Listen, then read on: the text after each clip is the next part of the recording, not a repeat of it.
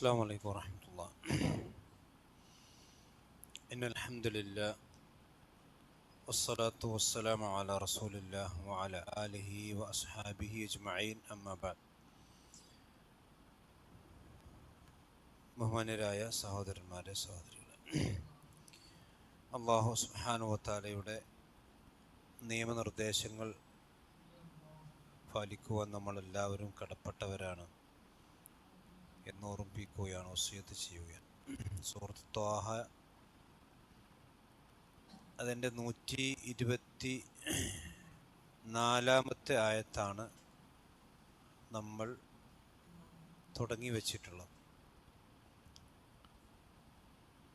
ആദം നബി അലൈഹി സ്വലാത്തു വസ്സലാമയുടെ സ്വർഗ പ്രവേശനത്തിന് ശേഷം അദ്ദേഹത്തെ പുറത്താക്കിയതുമാണ് കഴിഞ്ഞ ആയത്തുകളിൽ നാം വിശദീകരിച്ചത്. ആദം നബി അലൈഹി സ്വലാത്തു വസ്സലാമും പുറത്താക്കപ്പെടുന്ന സന്ദർഭത്തിൽ അല്ലാഹു സുബ്ഹാനഹു വ തആല ആദം നബിയോട് പറഞ്ഞു, എന്നിൽ നിന്ന് ചില ഹുദകൾ താങ്കൾക്ക് വരും, ആ ഹുദ പിൻപറ്റിയാലേ താങ്കൾക്ക് ഹിദായത്ത് ലഭിക്കുകയുള്ളൂ, ആ സന്ദർഭത്തിൽ താങ്കൾ വഴിതെറ്റിപ്പോവുകയില്ല എന്നൊക്കെ. അതിനുശേഷമുള്ള ഇനി ആ ദലാലത്ത് ഹുദ ഒരാൾ പിൻപറ്റാതിരുന്നാൽ അവന് ദുനിയാവിലും ആഖിറത്തിലും ഉണ്ടാകാൻ പോകുന്ന ജീവിതത്തെക്കുറിച്ചാണ് ശേഷമുള്ള ആയത്തുകളിൽ അല്ലാഹു സുബ്ഹാനഹു വ തആല പറയുന്നത്. അഊദു ബില്ലാഹി മിനശ് ശൈത്വാനിർ റജീം. ومن أعرض عن ذكري فإن له معيشة ضنكا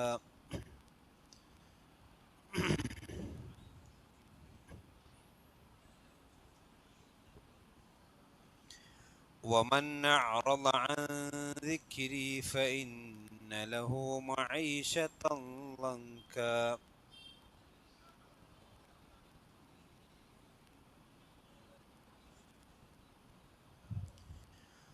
فإن له معيشة ضنكا ونحشره يوم القيامة أعمى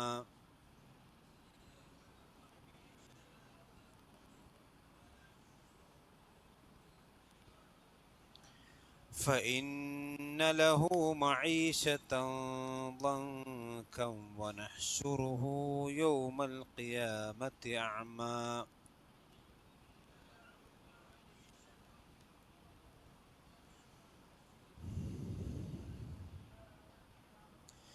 فإن له معيشة ضنكا ونحشره يوم القيامة أعمى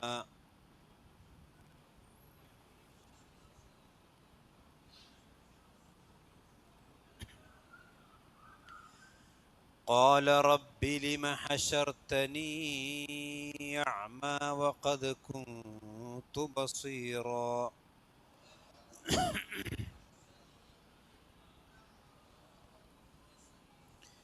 قال رب لم حشرتني أعمى وقد كنت بصيرا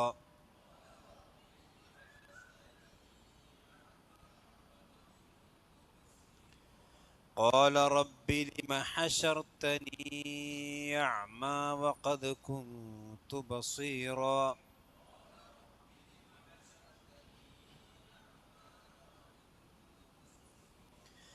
قال كذلك أتتك آياتنا فنسيتها وكذلك اليوم تنسى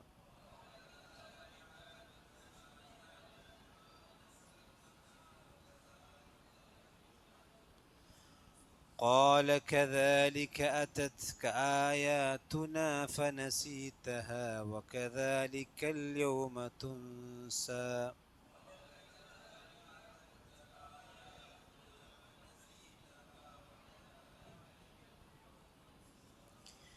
അതോതുമ്പോൾ ശ്രദ്ധിക്കാനുള്ളത് വമൻ അഅറള, അവിടെ നൂന് സാക്കിനാണ്, ശേഷം ഹംസ വന്നു, അതുകൊണ്ട് നൂന് സാക്കിന് വെളിവാക്കണം.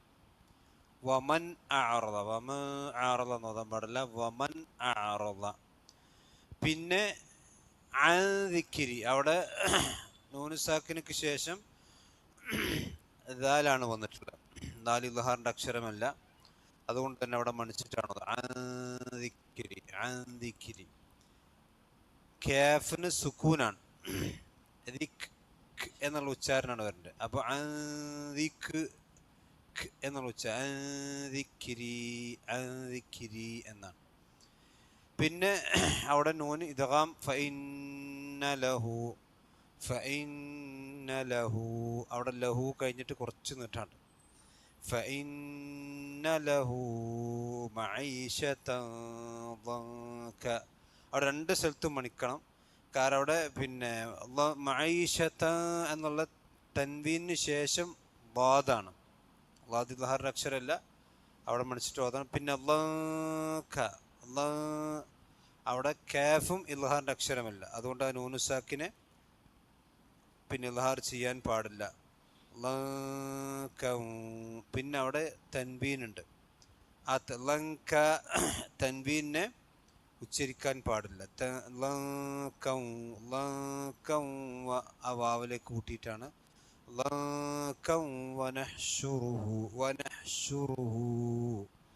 ഹാക്ക് ശേഷം കുറച്ച് നിന്നിട്ട് വനഹ്ശുറുഹു യൗമൽ ഖിയാമത്തി അഅമ. ഐനാണ് അഅമ, ഹംസി ഐനും. ഖാല റബ്ബി ലിമ ഹശർതനി അഅമ. അവിടെ ഹശർതനി എന്നുള്ളടത്ത് എന്ത് ചെയ്യണം? ഹശർതനി എന്നുള്ളടത്ത് എന്ത് ചെയ്യണം? നീട്ടണം, ആറക്ഷരം നീട്ടണം.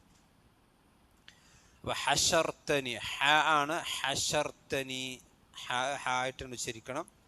ഹശർതനി അഅമ വഖദ് ദാലു സാക്കിനാണ്, ഹുറൂഫുൽ ഖൽഖലാണ്. അതുകൊണ്ട് വഖദ് എന്ന് തന്നെ എന്ത് ചെയ്യണം? ഉച്ചരിക്കണം. വഖദ് കുന്തു നൂനു സാക്കിനാണ്, ശേഷം ത ആണ് വന്നിട്ടുള്ളത്, ഇദ്ഹാർ ചെയ്യാൻ പാടില്ല. കുന്തു മണിച്ചിട്ട് വേണം. കുന്തു ബസീറ, ബസീർ അല്ല ബസീർ. ബഷീർ വേറുണ്ട്, ബസീർ വേറുണ്ട്. ബഷീർ റസൂലാണ്, ബസീർ അല്ലാഹു സുബ്ഹാനഹു വ തആല.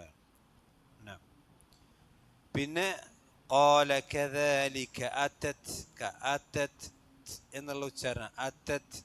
അതത് ആയാതുന തത് എന്നുള്ള താനു സുക്കൂൻ വന്ന എന്നുള്ള ഉച്ചാരണം വരുന്നുണ്ട്. ഖാല കദാലിക അതത്ക ആയാതുനാ ഫനസീതഹ. പിന്നെ അവിടെയൊക്കെ സാധാരണ മത്തേ ഉള്ളൂ. വകദാലികൽ യൗമ തുൻസ അവിടെ നൂന് മണിച്ചിട്ടാണ് അതുള്ളത്. അപ്പൊ ഇവിടെ അല്ലാഹു സുബ്ഹാനഹു വ തആല പറയുന്നു ഫഇമ്മാ യഅതിയന്നകും മിന്നി ഹുദൻ ഫമൻ ഇത്തബഅ ഹുദായ ഫലാ യضل വലാ യശ്ഖ. ആദം നബി അലൈഹി സ്വലാത്തു വസ്സലാമിനോട് അല്ലാഹ് പറയാണ്, എന്നിൽ നിന്ന് താങ്കൾക്ക് ഹുദ വരും, അത് പിൻപറ്റിയാൽ താങ്കൾ എന്ത് ചെയ്യൂല? വഴിതെറ്റിപ്പോകും. ഇനി വമൻ അഅറദ അൻ ദിക്രി, എൻ്റെ ഈ ദിക്റിൽ നിന്ന് ആരെങ്കിലും പിന്തിരിഞ്ഞു കളഞ്ഞാൽ. ആ ദിക്ർ കൊണ്ട് നമ്മൾ കഴിഞ്ഞ ആഴ്ച വിശദീകരിച്ച ഒന്നെന്താണ്? ഖുർആനാണ്. ഖുർആനിൽ നിന്ന് എന്ത് ചെയ്യുക? തിരിയുക. ഖുർആൻ പഠിക്കാതിരിക്കുക, ഖുർആൻ മനസ്സിലാക്കാതിരിക്കുക, ഖുർആനെ പറ്റി ചിന്തിക്കാതിരിക്കുക, ഖുർആൻ ഓതാതിരിക്കുക, അതൊക്കെ എന്താണ്? ഖുർആനിൽ നിന്നുള്ള ഇറാദാണ്. അതേപോലെ തന്നെ ഹദീസിനെ സംബന്ധിച്ചും ഖുർആനിൽ ദിക്ർ എന്ന് പറഞ്ഞു. വഅൻസൽനാ ഇലൈക ദിക്റ ലിതുബയ്യിന ലിന്നാസ് മാ നുസ്സില ഇലൈഹിം. ഹദീസിനെ സംബന്ധിച്ചും എന്ത് വന്നിട്ടുണ്ട്? ദിക്ർ എന്ന് വന്നിട്ടുണ്ട്. ഖുർആനെയും ഹദീസിനെയും രണ്ടിനെയും കുറിച്ച് ദിക്ർ ഒന്നിച്ച് പറഞ്ഞിട്ടുണ്ട്. ഇന്നാ നഹ്നു നസ്സൽനാ ദിക്റ വഇന്നാ ലഹു ലഹാഫിദ്. അതേപോലെ തന്നെ അല്ലാഹു സുബ്ഹാനഹു വ തആലയെ ഓർക്കുന്നതിനെ കുറിച്ചും അല്ലാഹു എന്ത് പറഞ്ഞിട്ടുണ്ട്? ദിക്ർ. യാ അയ്യുഹല്ലദീന ആമനു ദിക്റുല്ലാഹ ദിക്റൻ കസീറ. അല്ലാഹുവിനെ ഓർക്കുക. അപ്പോൾ അല്ലാഹുവിനെ ഓർക്കുന്നത് പിന്തിരിയ അവിടെ ഉദ്ദേശം. അതുപോലെ തന്നെ ജുമുഅയുടെ ഖുതുബയെ സംബന്ധിച്ച് എന്ത് വന്നിട്ടുണ്ട്? ദിക്ർ. യാ അയ്യുഹല്ലദീന ആമനു ഇദാ നൂദിയ ലിസ്സലാത്തി മിൻ യൗമിൽ ജുമുഅ ഫസ്ഔ ഇലാ ദിക്രില്ലാഹ്. അവിടെ ദിക്റുള്ളത് കൊണ്ട് ഉദ്ദേശം എന്താ? ഖുതുബ. യാ അയ്യുഹല്ലദീന ആമനു ഇദാ നൂദിയ ലിസ്സലാത്തി മിൻ യൗമിൽ ജുമുഅ ഫസ്ഔ ഇലാ ദിക്രില്ലാഹ്. അവിടെ ഉദ്ദേശം എന്താണ്? ഖുതുബയാണ്. പിന്നെ കഴിഞ്ഞിട്ട് പറഞ്ഞു വൈദാ ഖുദിയത്തിസ് സ്വലാത്ത്, നിസ്കാരം വേറെ പറഞ്ഞു. അപ്പോൾ ഖുതുബ എന്താണ്? ദിക്റാണ്. ആളുകൾക്ക് എന്തുണ്ടാവും? രൂപബോധം ഉണ്ടാവണം. അത് ഖുതുബിൻ്റെ ഇടയിൽ എന്ത് ചെയ്യാൻ പാടില്ല? സംസാരിക്കാൻ പാടില്ല, ഉറങ്ങാനും പാടില്ല. ഖുതുബക്കിടയിൽ എന്ത് പാടില്ല? സംസാരം ഏതായാലും പാടില്ല. സംസാരിക്കാൻ പാടില്ല എന്ന് മാത്രമല്ല, സംസാരിക്കുന്നവനോട് സംസാരിക്കരുത് എന്ന് പറയാനും പോലും പാടില്ല. അത്രയും ശ്രദ്ധിക്കേണ്ടതാണ് ഖുതുബ. ചെന്നിപ്പോൾ നമ്മൾ സാധാരണ മുജാഹിദ് പള്ളിയിൽ പിന്നെ ആളുകൾക്ക് തിരിയുന്ന ഭാഷയിൽ ഖുതുബാക്കി എന്തിനാ? തിരിയാനാണ്. പക്ഷെ പലപ്പോഴും എന്താ സംഭവിക്കലെന്താ വെച്ചാൽ ഉറക്കണ്ട് ആളുകൾക്ക്. ക്ലാസ്സിൽ ഉറങ്ങിയാലൊന്നും പ്രശ്നമില്ല, പക്ഷെ ജുമുഅക്ക് ഉറങ്ങാൻ പാടില്ല. ഇസ്തിമാഉൽ ഖുതുബത്തി വാജിബുൻ എന്നാണ് ശൈഖ് ഇബ്നു ബാസ് റഹ്മത്തുള്ളാഹി പറഞ്ഞത്. ജുമുഅ ശ്രദ്ധിക്കൽ വാജിബാണ്, കാരണം ദിക്റാണ്. ഫസ്അഉ ഇലാ ദിക്രില്ലാഹ്. മനസ്സിലായില്ലേ? അപ്പോൾ അങ്ങനെ അള്ളാഹുവിൻ്റെ ഒരുപാട് ദിക്റുകളുണ്ട്. അള്ളാഹുവിനെ ഓർക്കൽ ദിക്റാണ്. അള്ളാഹിൻ്റെ ഖുർആൻ ക്ലാസ്സുകൾ ഇതുപോലത്തെ അതും അള്ളാഹിൻ്റെ ദിക്റുകളാണ്. മജാലിസ് ദിക്ർ എന്ന് പറയും. അങ്ങനെ അള്ളാഹുവിൻ്റെ ദിക്റിൽ നിന്നൊരു മനുഷ്യൻ ഇഅറാദ് നടത്തിയാൽ ഫഇന്ന ലഹു, നിശ്ചയമായും തീർച്ചയായും അവനുണ്ട് എന്താണുള്ളത്? മഈശത്ത്. മഈശത്ത് എന്ന് പറഞ്ഞാൽ ജീവിതം. ആള് ഫുള്ള് മഈശത്തിന് വേണ്ടി ഓടുന്ന അറിയാം. നമ്മള് മഈശത്ത് എല്ലാവർക്കും അറിയാലോ. മഈശത്ത് ഉണ്ട്. എങ്ങനത്തെ മഈശത്താണ്? ലങ്ക ലങ്ക ആയ മഈശത്താണ് ഉള്ളത്. ലങ്ക എന്ന് പറഞ്ഞാൽ ഇടുങ്ങിയ എന്നാണ് അർത്ഥം. ഇടുങ്ങിയ. അപ്പൊ അള്ളാഹുവിൻ്റെ ദിക്റിൽ നിന്ന് ഒരു മനുഷ്യൻ പിന്തിരിഞ്ഞു കളഞ്ഞാൽ അവന് കുടുസായ ജീവിതമാണ് ഉണ്ടാവുക. ഇത് അള്ളാഹു പറഞ്ഞതാണ്. അപ്പൊ എന്താണ് ഈ കുടുസായ ജീവിതം? മുഫസ്സിരികൾ 2-3 അഭിപ്രായങ്ങളാണ് ഈ വിഷയത്തിൽ പറഞ്ഞിട്ടുള്ളത്. ഈ കുടുസായ ജീവിതം കൊണ്ട് ഉദ്ദേശിക്കപ്പെടുന്ന ഒന്നാമത്തെ കാര്യം, എല്ലാ മുഫസ്സിരിങ്ങളും പറഞ്ഞ ഒന്നാമത്തെ കാര്യം എന്താ വെച്ചാൽ അദാബുൽ ഖബർ. എന്താണ് അദാബുൽ ഖബർ? ഖബറിലുള്ള ശിക്ഷ. ഖബറുള്ള ശിക്ഷ എന്ന് പറഞ്ഞാൽ എന്താ? ഖബർ എന്ന് പറഞ്ഞാൽ എന്താ? ഖബർ എന്ന് പറഞ്ഞാൽ അപ്പം നമ്മൾ സാധാരണ നമ്മൾ പിന്നെ മയ്യത്ത് അമാത്തഹുഫ ഖബറ, മരിച്ചവനെ ഖബറടക്കും. മയ്യത്ത് നമ്മൾ സാധാരണ ഷക്ക അല്ലെങ്കിൽ ലഹദ്, 2 രീതിയിലുള്ള ഖബറാണുള്ളത്. ലഹദ് എന്ന് പറഞ്ഞാൽ കുറച്ച് ഉള്ളിൽ കുഴിച്ചിട്ടുള്ളതാണ്. ഷക്ക് എന്ന് പറഞ്ഞാൽ നമ്മുടെ നാട്ടിൽ കുഴിക്കുന്ന ഖബറാണ്. രണ്ടും ജായിസാണ്. അതാണ് നമ്മുടെ ഖബർ. പക്ഷേ ഖബറടക്കമില്ലാത്ത ഒരു, ഇപ്പം നിങ്ങൾ ആലോചിക്കുക, അള്ളാഹു സുബ്ഹാനഹു എല്ലാം കാത്തുരക്ഷിക്കുമാർ. ഇപ്പോൾ വയനാട്ടിലൊക്കെ പിന്നെ ഇപ്പോഴും 100-200 മൃതദേഹങ്ങൾ ചെയ്തിട്ടില്ല, കിട്ടിയിട്ടില്ല. ഇത് കിട്ടുമെന്ന് പറയാം. ഇപ്പോൾ കവളപ്പാറയിലെ 8 മൃതദേഹങ്ങൾ ഇപ്പോൾ കിട്ടിയിട്ടില്ലല്ലോ. അപ്പം അവരെ സംബന്ധിച്ചിടത്തോളം അവർക്കും ഖബർ ജീവിതം ഉണ്ടല്ലോ. ഖബർക്ക് എത്തിയിട്ടില്ലല്ലോ, ഇല്ലല്ലോ. ഖബർ എന്ന് പറഞ്ഞാൽ ബർസഖിയായ ജീവിതമാണ്. ബർസഖ് എന്ന് പറഞ്ഞാൽ വമിൻ വറാഇഹിം ബർസഖുൻ ഇലാ യൗമി യുബഅസുൻ. ഒരു മനുഷ്യൻ്റെ റൂഹ് തൊണ്ടക്കുഴിയിൽ നിന്ന് പിരിയുന്നതോടുകൂടി ഖിയാമത്ത് നാൾ വരേക്കുമുള്ള ജീവിതത്തിന് പറയുന്ന പേരാണെന്ത്? ബർസഖ്. ആ ബർസഖിലാണ് ഖബർ. അതാണ് ഖബർ ജീവിതം എന്ന് പറഞ്ഞത്. മനസ്സിലായില്ലേ? അവൻ്റെ അതാണ് വമിൻ വറാഇഹിം ബർസഖുൻ ഇലാ യൗമി യുബഅസുൻ. ഖിയാമത്ത് നാൾ വരേക്കുമുള്ളൊരു ബർസഖ്. ബർസഖ് എന്ന് പറഞ്ഞാൽ ശരിക്കും ഹിജാബ് എന്നർത്ഥം, മറ. അവിടെ നടക്കണമെന്ന് നമ്മൾ എന്ത് ചെയ്യൂല? കാണൂല, അറിയില്ല.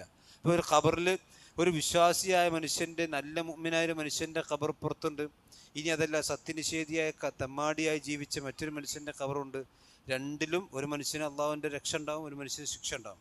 പക്ഷെ നമ്മൾ തുറന്നു നോക്കിയാൽ ഒക്കെ ഒരുപോലെ ഉണ്ടാകും. മനസ്സിലായില്ലേ?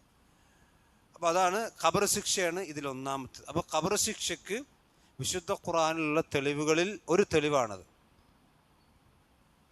എന്നാൽ അതേ സമയത്ത് ഖബർ ശിക്ഷ ഇല്ല എന്ന് പറഞ്ഞ ചില ആൾക്കാരുണ്ട്. നമ്മുടെ ചേകനൂർ മൗലവിൻ്റെ മുമ്പിൽ പറഞ്ഞെന്ന് വെച്ചാൽ എങ്ങനെയാണ് ഖബർ ശിക്ഷ ഉണ്ടാകുക? വിചാരണ കഴിയാതെ ശിക്ഷ ഉണ്ടാവും. വിചാരണ കഴിയാതെ ശിക്ഷ ഉണ്ടാവില്ല. ഇപ്പം അറസ്റ്റ് ചെയ്ത് കൊണ്ടുപോകണുള്ളൂ. ഇപ്പോൾ മലക്കെന്ത് ചെയ്ത് അറസ്റ്റ് ചെയ്ത് കൊണ്ടുപോയോടെ താൽക്കാലികം പിന്നെന്താ പറയുക, നമ്മൾ പിന്നെ ഒരു വിചാരണ തടവുകാരനാണ് ഇപ്പം. അപ്പോൾ വിചാരണ തടവുകാരന് ഇതില്ല, വിചാരണ കഴിയാതെ അങ്ങനെ ശിക്ഷ ഉണ്ടാകുക. അപ്പോൾ നല്ല യുക്തിയാണല്ലോ. അങ്ങനെ നമ്മൾ ആൾക്കാർക്ക് ഖുർആനും സുന്നത്തുള്ള യുക്തി ഉണ്ടാകുക. എന്നാൽ ആ യുക്തി പൊട്ട യുക്തിയാണ്. നമ്മൾ പറഞ്ഞ ഇബ്ലീസിൻ്റെ യുക്തി പോലെയാണ്. യുക്തി ഉണ്ടാവുള്ളൂ, പക്ഷേ കാമ്പുണ്ടാവില്ല. അള്ളാഹു സുബ്ഹാനഹു വ തആല വിശുദ്ധ ഖുർആനിൽ പിന്നെ സത്യനിഷേധികളായിട്ടുള്ള ആളുകളെ മരിപ്പിക്കുന്നതുമായി കൊണ്ട് ബന്ധപ്പെട്ടുകൊണ്ടെന്താ വിശുദ്ധ ഖുർആൻ പറഞ്ഞത് കാണാം. പിന്നെ സൂറത്തു വലൗ തറാ സൂറത്തു അൻഫാൽ കാണാം. വലൗ തറാ ഇദ് യതവഫൽ ലദീന കഫറുൽ മലായികതു യദ്രിബൂന വുജൂഹഹും വഅദ്ബാറഹും വദൂഖു അദാബൽ ഹരീഖ്. സൂറത്തു അൻഫാലിലെ 50-ാമത്തെ ആയത്താണ്. ഇതിലെന്താ അല്ലാഹു പറഞ്ഞത്? കാഫിറുകളായ ആളുകളെ മലക്കുകൾ മരിപ്പിക്കുന്ന രംഗമെങ്ങാനും നബിയെ നിങ്ങൾ കണ്ടിരുന്നെങ്കിൽ യദ്രിബൂന വുജൂഹഹും വഅദ്ബാറഹും, അവരവരുടെ മുഖത്തും പുറത്തും എന്ത് ചെയ്യുന്നു?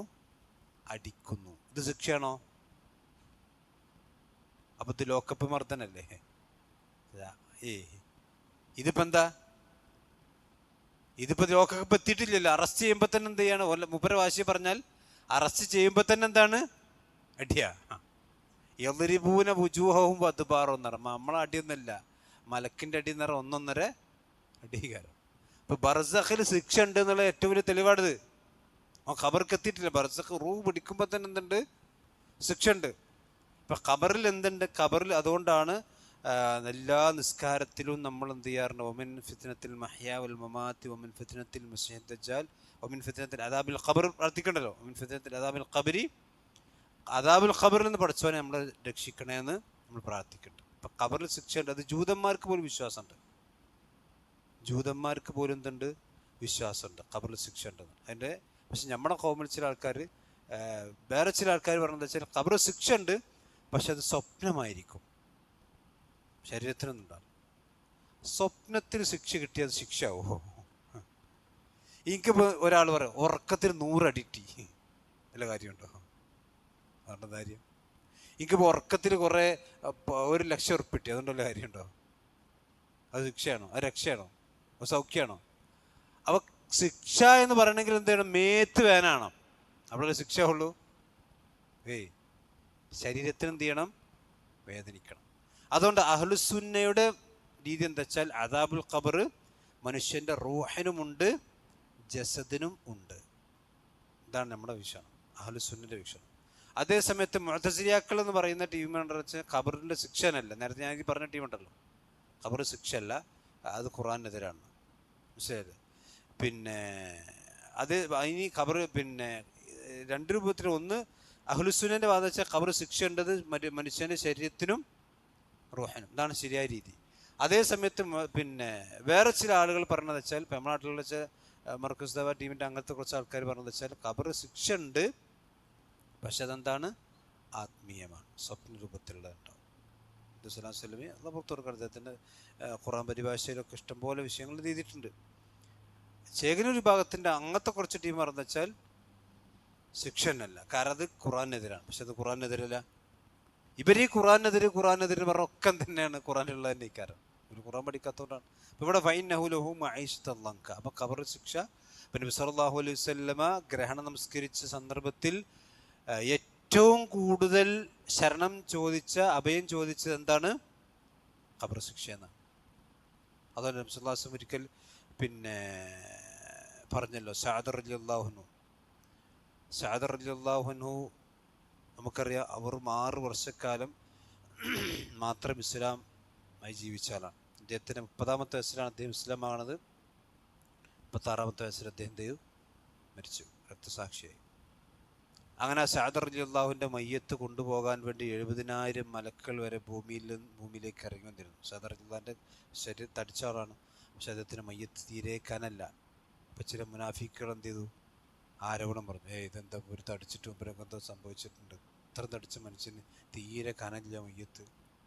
അപ്പോഴാണ് നബി പറഞ്ഞു, അദ്ദേഹത്തിൻ്റെ മയ്യത്തിനെ അനുഗമിക്കാൻ 70,000 മലക്കുകൾ ഭൂമിയിലേക്ക് വന്നിട്ടുണ്ട്. ആ സഅദ് റളിയല്ലാഹുവിനെ നബി സല്ലല്ലാഹു അലൈഹി വസല്ലം മറമാടാണ്, റസൂലുള്ളാഹിനെ കുഴിക്കിറങ്ങണം. അപ്പോഴാണ് പ്രവാചകൻ ലിൽ ഖബരി ലഅതൻ, ഖബറിനൊരു ഇടുക്കമുണ്ട്, അതിൽ നിന്ന് ആരെങ്കിലും രക്ഷപ്പെടുമായിരുന്നെങ്കിൽ ലനജാ സഅദുൻ, സാദ് എന്ത് ചെയ്യുമായിരുന്നു? രക്ഷപ്പെടുമായിരുന്നു. അള്ളാഹു നമ്മെ കാത്തിരക്ഷിക്കുമാറാവട്ടെ. അത് മുഅ്മിനീങ്ങളെ ആളുകൾക്കുണ്ട ഒരു ഖബർക്കെത്തിയാൽ ഖബർക്കെത്തി എന്നറിയാൻ ഒരു ഇടുക്കം ഖബർ, മനസ്സിലായില്ലേ? അത് ശിക്ഷയല്ല, അതൊരു ഒരു അനുഭവമാണ്. ഖബറിലേക്ക് എത്തിയത് വിശ്വാസികളെ സംബന്ധിച്ചിടത്തോളം അതൊരു പ്രയാസം, ചെറിയ പ്രയാസം ഉണ്ടാക്കും, പക്ഷെ വലിയ പ്രയാസം ഉണ്ടാക്കില്ല. അതിനുശേഷമാണ് വിചാരണയും കാര്യങ്ങളൊക്കെ ഉണ്ടാകുക. അപ്പോൾ ഖബറിൽ ചോദ്യമുണ്ട്, അതുപോലെ തന്നെ ഉത്തരമുണ്ട്, ഇല്ലെങ്കിൽ ശിക്ഷ കിട്ടും. ഇതൊക്കെ ഖുർആനിൽ കാണാവുന്നതാണ്. പിന്നെ ചില ആളുകൾ വിചാരിച്ചെന്താ വെച്ചാൽ ഈ സാധാരണ ഇവരൊക്കെ പരിഹസിക്കലുണ്ട്, അള്ളാഹ് ഖബർ ശിക്ഷയുണ്ട്, ഖബർ വിശാലമാക്കി കൊടുക്കണേ എന്നൊക്കെ പറഞ്ഞാൽ നമ്മൾ ഖബർ വിശാലമാക്കി കൊടുക്കണം എന്ന് പറഞ്ഞാൽ ഖബറിൻ്റെ 2 ഭാഗം ഇങ്ങോട്ട് കുറച്ചും കൂടി വിശാലമായി കൊടുത്താൽ പിന്നെ വീസാങ്കല് താത്തിക്കൂലെ എന്നൊക്കെ പരിഹസിക്കണ പടു ജാഹിലീങ്ങളുണ്ട്. അവിടെ വിശാലാക്കി കൊടുക്കണം എന്നുള്ള ഉദ്ദേശം എന്താ? ആ മനുഷ്യനെ സംബന്ധിച്ചിടത്തോളം വിശാലാക്കി നമുക്ക് കാണുമ്പോൾ എന്തായിരിക്കും? ആ സാധാരണ ഖബറായിരിക്കും, പക്ഷെ അതിൻ്റെ ആത്മീയമായ രംഗം അത് വേറെ തന്നെയാണ്. അപ്പം ഇവിടെ മഈശത്തുള്ള ഉദ്ദേശം ഒന്നെന്താണ്? അദാബുൽ ഖബറ. രണ്ടാമത്തെ അഭിപ്രായം പണ്ഡിതന്മാർ മുഫസ്സിരീങ്ങൾ പറഞ്ഞെന്താ വെച്ചാൽ, അതായത് അൽ കസ്ബുൽ ഹറാം, ഹറാമായ സമ്പാദ്യം. ഹറാമായ സമ്പാദ്യം എന്ന് പറഞ്ഞാൽ ഒരാളെ സംബന്ധിച്ചിടത്തോളം ഹലാൽ അയാൾക്ക് എന്ത് ചെയ്യണില്ല? മതിയാണില്ല. ഹലാൽ കൊണ്ട് മതിയാണില്ല. അവസാനം ആൾ എന്തേക്ക് പോവുകയാണ്? ഹറാമിലേക്ക് പോകണം. അങ്ങനെ ഹറാമിലേക്ക് പോകുന്നൊരവസ്ഥ ആർക്കുണ്ടാകുക? ഒമൻ അറള അൻ ദിക്രി, അള്ളാഹിൻ്റെ ദിക്റിന്ന്, അള്ളാഹിൻ്റെ ദീനിന്ന് ആരാൾ പിന്തിരിഞ്ഞു കളഞ്ഞാൽ എന്തുണ്ടാവും? ഓന് ഹലാൽ എന്ത് ചെയ്യൂല? മതിയാവൂല. ഓൻ എടുക്ക് പോണ്ടി വരും? ഹറാമക്ക് പോണ്ടി വരും. ആ ഹറാമക്ക് പോയാൽ എന്താ ഉണ്ടാകുക? ഇപ്പം നിങ്ങൾ ആലോചിച്ച് നോക്കി, ഒരാൾ, അയാളെ സംബന്ധിച്ചിടത്തോളം അയാൾക്കൊരു ബാങ്കിൽ ലോൺ ഉണ്ട്, നോട്ടിക്കൂടി, ഹറാമാണ്. അയാളുടെ ജീവിതം എന്താ അവസ്ഥ? അയാളെ ജീവിതകാലം മുഴുവനും ആ ബാങ്കിലെ പലിശ അടച്ച് അടച്ച് അടച്ച് അടച്ച് അടച്ച് അയാൾക്കൊന്ന് ശരിക്കുള്ള ലങ്ക എന്ന് പറഞ്ഞാൽ ഇടുങ്ങി. അയാൾക്കൊന്നും മര്യാദയ്ക്ക് ആസ്വദിക്കാൻ പോലും കഴിയില്ല. ഇത് പൈസ അടച്ച് അടച്ച് അടച്ച് അടച്ചടച്ച് എന്ത് ചെയ്യും? എന്തിനേക്കാൻ ലോൺ എടുത്തുണ്ടാകുക? മതിലൊന്നാക്കാൻ, അല്ലെങ്കിൽ ടൈൽസ് ഇടാൻ, അല്ലെങ്കിൽ കാർ ഷെഡ് ഉണ്ടാക്കാൻ. ഇതിനൊക്കെ ഈ കാരണം എത്ര നിർബന്ധ സാഹചര്യം വന്നാലും ഹറാമിലേക്ക് പോകാൻ പാടില്ലല്ലോ. ഒരു മനുഷ്യനെ സംബന്ധിച്ച് ചില ആൾക്കാർ നിർബന്ധ സാഹചര്യമാണ്, ഞാൻ ഇപ്പം എന്താ ചെയ്യുക, ലറൂറത്തിൻ്റെ അവസ്ഥയിലെല്ലാം ജായിസാന്നുള്ളത് പറഞ്ഞില്ലേ? ഭയങ്കര മസാലക്കാരൻ. എന്താ ഈ ലറൂറത്തിൻ്റെ അവസ്ഥ? നമുക്ക് ശരിക്കും മനസ്സിലാക്കിക്കോളൂ. ലറൂറത്തിൻ്റെ അവസ്ഥ എന്ന് പറഞ്ഞാൽ ഒരു മനുഷ്യൻ്റെ റൂഹ് ഇവിടുന്ന് പോകുന്നുണ്ടാവുമ്പോഴാണ് ലറൂറത്തിൻ്റെ അവസ്ഥ. ഇത് അയാൾ ചെയ്തില്ലെങ്കിൽ അയാളുടെ ജീവനോട് പോവും. അതാണ് ലറൂറത്തിൻ്റെ അവസ്ഥ. അല്ലാതെ നമ്മൾ മനസ്സിലാക്കിയെന്താ വെച്ചാൽ അവിടുന്ന് ഹറാമ് ചെയ്തില്ലെങ്കിൽ എനിക്ക് ജീവിക്കാൻ കഴിയില്ല. ജീവിക്കാൻ കഴിയും മര്യാദയ്ക്ക് വേറെ ജോലി എടുത്തോ, ഹറാമക്ക് പോണ്ട. അപ്പം അതാണ് മഈശത്ത്. ഈ ഹറാമായ സമ്പാദ്യമുള്ള ഒരു മനുഷ്യനെ സംബന്ധിച്ചിടത്തോളം എന്താണ്ടാകുക? മഈശത്ത് ലങ്ക. ഓൻ എന്തുണ്ടാവും? ഓൻ്റെ ജീവിതം കുടിസായിരിക്കും. ചിലപ്പോൾ നല്ല കാറുണ്ടാവും, വീടുണ്ടാവും, ഒക്കെ ഉണ്ടാവും. പക്ഷേ മുഫസ്സിരീങ്ങൾ പറയാണ് ഓൻ്റെ ജീവിതം എന്തായിരിക്കും? കുടിസായിരിക്കും. അതേ കുടിച്ചെന്ന് പറഞ്ഞ ടെൻഷനാണ്, അവനൊരു സമാധാനമില്ലല്ലോ. അതുകൊണ്ടാണ് നിങ്ങൾ കടത്തിൽ നിന്ന് രക്ഷ ചോദിച്ചുകൊണ്ടുള്ള പ്രാർത്ഥന വിശ്വാസം പറഞ്ഞില്ലേ? എന്താ പറഞ്ഞത്? അല്ലാഹുമ്മ ക്ഫിനി ബിഹലാലിക അൻ ഹറാമിക വഅഗ്നിനി ബിഫദ്ലിക അമ്മൻ സിവാക്. ഈ പ്രാർത്ഥന നമ്മളെല്ലാവരും പ്രാർത്ഥിക്കണം. ഇത് വളരെ അത്ഭുതകരമായൊരു പ്രാർത്ഥന. അതായത് അത്രയും സ്വാധീനമുള്ള എഫക്റ്റീവായ ഒരു പ്രാർത്ഥന. അല്ലാഹുമ്മ ക്ഫിനി ബിഹലാലിക അൻ ഹറാമിക. അള്ളാഹു നിന്റെ ഹറാമിലേക്ക്, നീ ഹറാമാക്കിയതിലേക്ക് പോകാതെ നിന്റെ ഹലാല് കൊണ്ട് നീ എനിക്ക് മതിയാക്കണമേന്ന്. വഅഗ്നിനി ബിഫദ്ലിക അമ്മൻ സിവാക. നിന്നോടല്ലാതെ മറ്റൊരാളോട് ചോദിക്കുന്നതിൽ നിന്ന് നീ എന്നെ ഗനിയാക്കണം. എന്ത് ചോദിക്കണമെങ്കിലും പഠിച്ചത് നിന്നോട് ചോദിച്ചാൽ മതി. ഓൻ്റെ മുമ്പിൽ കൈ നീട്ടുന്നൊരവസ്ഥ എനിക്കുണ്ടാക്കരുത്. ഇത് വിശ്വാസികളായ ആളുകൾ റസൂൽ പറയും. ഇത് പ്രാർത്ഥിച്ചാൽ ഉഹുദ് മലൻ്റെ അത്ര നിങ്ങൾക്ക് കട ഉണ്ടെങ്കിൽ എന്ത് ചെയ്യും? വീടും. നിങ്ങൾ പ്രാർത്ഥിച്ചു നോക്കണ്ടേ ആത്മാർത്ഥ. പ്രത്യേകിച്ചും തഹജ്ജുദ് നിസ്കാരത്തിന് വേണ്ടി എഴുന്നേറ്റിട്ട് ലാ ഇലാഹ ഇല്ലല്ലാഹു വഹ്ദഹു ലാ ശരീക ലഹു ലഹുൽ മുൽക്കു വലഹുൽ ഹംദു വഹുവ അലാ കുല്ലി ഷൈഇൻ ഖദീർ എന്നുള്ള പിന്നെ വഹുവൽ ഹയ്യ് എന്നുള്ള പ്രാർത്ഥന പ്രാർത്ഥിച്ചിട്ട് പിന്നെ അസ്തഗ്ഫിറുല്ലാഹ് എന്ന് പറഞ്ഞിട്ട് ഇത് പറഞ്ഞു നോക്കട്ടെ. പണ്ഡിതന്മാർ ഭയങ്കരമായ അത്ഭുതകരമായ ഫലസ്വാധീനം പറഞ്ഞൊരു പ്രാർത്ഥനയാണ് കടത്തിൽ നിന്ന് രക്ഷ പ്രാർത്ഥന. അപ്പോൾ അത് നമ്മൾ ശ്രദ്ധിക്കുക. അതാണ് മഅീശത്തുൽ ഖദർ. അപ്പോൾ ഒരു മനുഷ്യനെ സംബന്ധിച്ചിടത്തോളം ഹറാം അയാളുടെ ജീവിതത്തിലേക്ക് കടന്ന, പ്രത്യേകിച്ചും സമ്പാദ്യത്തിലേക്ക് കടന്നാൽ പിന്നെ അയാളുടെ ജീവിതത്തിൽ എന്തുണ്ടാവില്ല? വിശാലത ഉണ്ടാവില്ല, ഇടുക്കുണ്ടാവും. പിന്നെ അയാൾക്ക് ഓരോന്നോരോന്നായി. അതുകൊണ്ടാണ് റസൂലുള്ളാഹി സ്വല്ലല്ലാഹു അലൈഹി വസല്ലം പറഞ്ഞത് പിന്നെ അയാളുടെ ജീവിതത്തിൽ പ്രയാസങ്ങൾക്ക് മേൽ പ്രയാസമായിരിക്കും. ഒരാൾ പലിശക്ക് അങ്ങോട്ട് പോയി കഴിഞ്ഞാൽ പിന്നെന്താ ഉണ്ടാകുക വെച്ചാൽ റസൂൽ പറഞ്ഞത് ആ പലിശയുടെ അവസാനം ഫഖറാണ്, ദാരിദ്ര്യം. പലിശയുടെ അവസാനം എന്താ ഉണ്ടാകുക? ഫഖീറായിരിക്കും, ദാരിദ്ര്യക്കാണ്. കാരണം ഓൻ്റെ സമ്പത്ത് മുഴുവൻ ഒടുക്കേ കൊടുക്കാണ്ടാവുള്ളൂ, പിന്നെ പലിശ കൊടുക്കണം. നിങ്ങൾ ആലോചിച്ച് നോക്കിയാൽ നമ്മുടെ കൗമിൽപ്പെട്ട ആളുകൾ എത്ര ലാഘവത്തോടു കൂടിയാണ് ബാങ്കിൽ നിന്നൊക്കെ ലോൺ എടുക്കണം അല്ലേ? എത്ര ലാഘവത്തോടുകൂടി. നിങ്ങൾ പറയില്ല എന്താ ഞാനത്തെ പറഞ്ഞ നിർബന്ധ സാഹചര്യം എന്താ കാട്ടുക. ഇതൊക്കെ ആൾക്കാരോട് പറയാൻ കഴിയുന്നില്ലാതെ പടച്ചവനോട് എന്ത് ചെയ്യാൻ കഴിയില്ല. നമ്മളെപ്പോഴും ചിന്തിക്കേണ്ടത് വെച്ചാൽ അള്ളാഹുവിൻ്റെ മുമ്പിൽ പറഞ്ഞാൽ രക്ഷപ്പെടുന്ന ഉദറേ നമ്മൾ എന്ത് ചെയ്യാൻ പാടുള്ളൂ, പറയാൻ പാടുള്ളൂ. ആൾക്കാരുടെ മുമ്പിൽ നിന്ന് എന്ത് ചെയ്യുക, നമുക്ക് രക്ഷപ്പെടാം. അള്ളാഹുവിൻ്റെ മുമ്പിൽ പറഞ്ഞാൽ പിടിച്ചു നിൽക്കാൻ പറ്റുമെന്നുള്ള ഉദറേ നമുക്ക് എന്ത് ചെയ്യാൻ പാടുള്ളൂ, ഉണ്ടാകാൻ പാടുള്ളൂ. ഇല്ലെങ്കിൽ എന്ത് പാടില്ല, ഒരിക്കലും രക്ഷപ്പെടില്ല. കാരണം സഹാബി വനിതകൾ റളിയല്ലാഹു അൻഹുന്ന ജമീഅൻ, സഹാബി വനിതകൾ എല്ലാ ദിവസവും അവരുടെ ഭർത്താക്കന്മാർ ജോലിക്ക് പോകുമ്പോൾ പറഞ്ഞിരുന്ന വാക്ക് ഹദീസിലുണ്ട്, കുന്നാ നസ്ബിറു അലൽ ജൂഇ വലാ നസ്ബിറു അലൻ നാർ. ഞങ്ങൾ വേണേൽ വിശപ്പ് സഹിച്ചോളാം, പക്ഷേ നരകം സഹിക്കാൻ ഞങ്ങൾക്ക് സാധിക്കില്ല. നിങ്ങൾക്കിട്ട് ഹറാമോട് കൊണ്ടുവരണ്ടാന്ന്. നമ്മളെ ആൾക്കാരെന്താ പറയുക, നിങ്ങൾ എന്തെങ്കിലും മാണ്ടില്ല കൊണ്ടു, എന്തെങ്കിലും മാണ്ടില്ല ഇങ്ങോട്ട് കൊണ്ടുവന്നാൽ മതി എന്നാണ് നമ്മൾ പെണ്ണുങ്ങൾ പറയും. മനസ്സിലായില്ലേ? കാരണം എന്താ വെച്ചാൽ പിന്നെ നമ്മളെ ജീവിതശൈലി എങ്ങനെയാണ്, നമ്മൾ നല്ലൊരു ജീവിതം വെച്ചിട്ട് പെട്ടെന്ന് താകാൻ എന്ത് ചെയ്യൂല, തയ്യാറല്ലല്ലോ. പക്ഷെ നിങ്ങൾ ആലോചിക്കുക, വല്ല ദുരന്തം വന്ന എന്താ അവസ്ഥ? വയനാട് പോലത്തെ അല്ലാഹു നമ്മെല്ലാം കാത്തുരക്ഷിക്കുമാറാവട്ടെ. എന്താ ഇപ്പം നിങ്ങളെ അവസ്ഥ നിങ്ങൾ ആലോചിച്ച് നോക്കി. അവിടെ കിടന്നുറങ്ങിയ ആൾക്ക് പിന്നെ വീടുണ്ടോ? വീട് വെക്കാൻ സ്ഥലമുണ്ടോ? അവൻ്റെ വാപ്പുണ്ടോ, ഉമ്മ ഉണ്ടോ, അവൻ്റെ സമ്പാദ്യം ഉണ്ടോ, സ്വർണ്ണം ഉണ്ടോ? ഒന്നുമില്ലല്ലോ, ഒക്കെ അടിച്ചു പോയില്ലേ. ഒറ്റ ദിവസം വേണ്ട ഒരാൾ പാപ്പരാകാൻ. പാപ്പർ എന്ന് പറഞ്ഞാൽ പച്ചപ്പാപ്പർ, അക്ഷരാർത്ഥത്തിൽ പാപ്പരാകാൻ ഒറ്റ രാത്രി മതി. അതിനു വേണ്ടി തർക്കിച്ച് കോടതി പോണവന് ഇവിടെ അതിരുണ്ടോ? അവൻ്റെ തറന് പോയില്ലേ. ഇത്രയുള്ള മനുഷ്യന്മാരുടെ അവസ്ഥ. അപ്പോൾ എന്താ വെച്ചാൽ അതുകൊണ്ട് ഹറാമിലേക്ക് എന്ത് ചെയ്യണ്ട, പോയാൽ ഫൈൻ ലഹു മഈശത്തൻ ദൻക, ഓനെന്തുണ്ടാവും.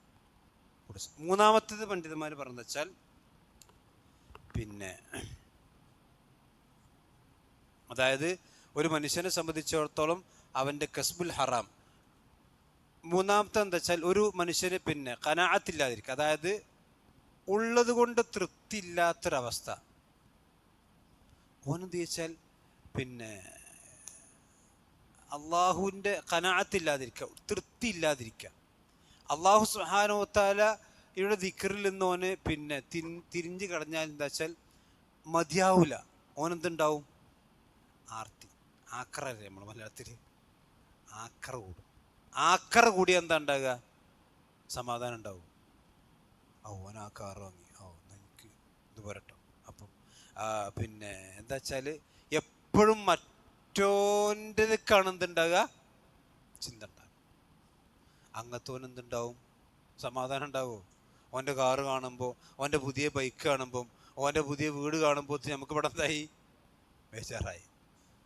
ഒരു സമാധാനം ഉണ്ടാവില്ല.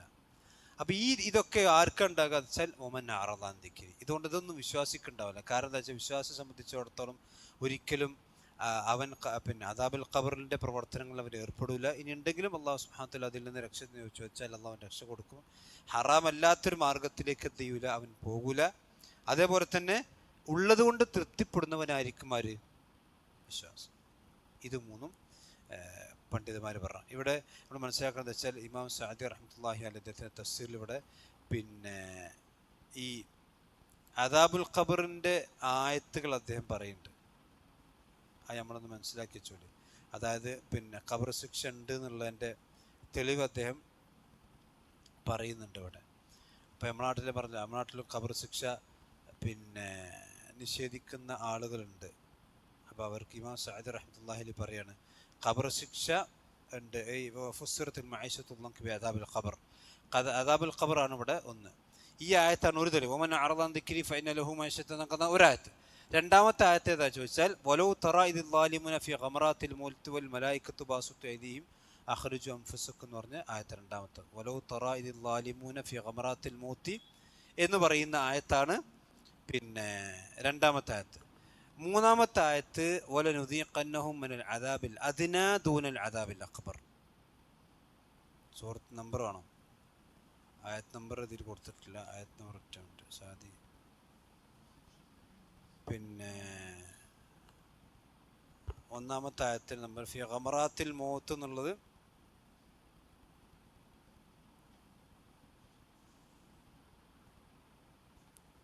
സൂറത്തുൽ അൻആമിലെ 93-ാമത്തെ ആയത്താണ്. സൂറത്തുൽ അൻആമിലെ 93-ാമത്തെ ആയത്താണ് ഖബർ ശിക്ഷയുടെ ഒരു തെളിവ്. രണ്ടാമത്തെ തെളിവ് പിന്നെ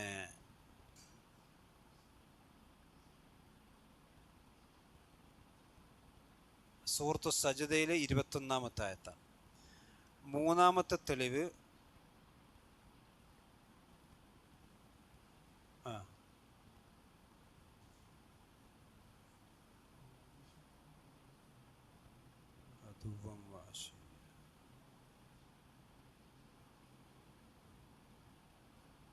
സൂറത്തു ഖസസിലെ 80-ാമത്തെ ആയത്ത്. സോറി 80-ാമത്തെ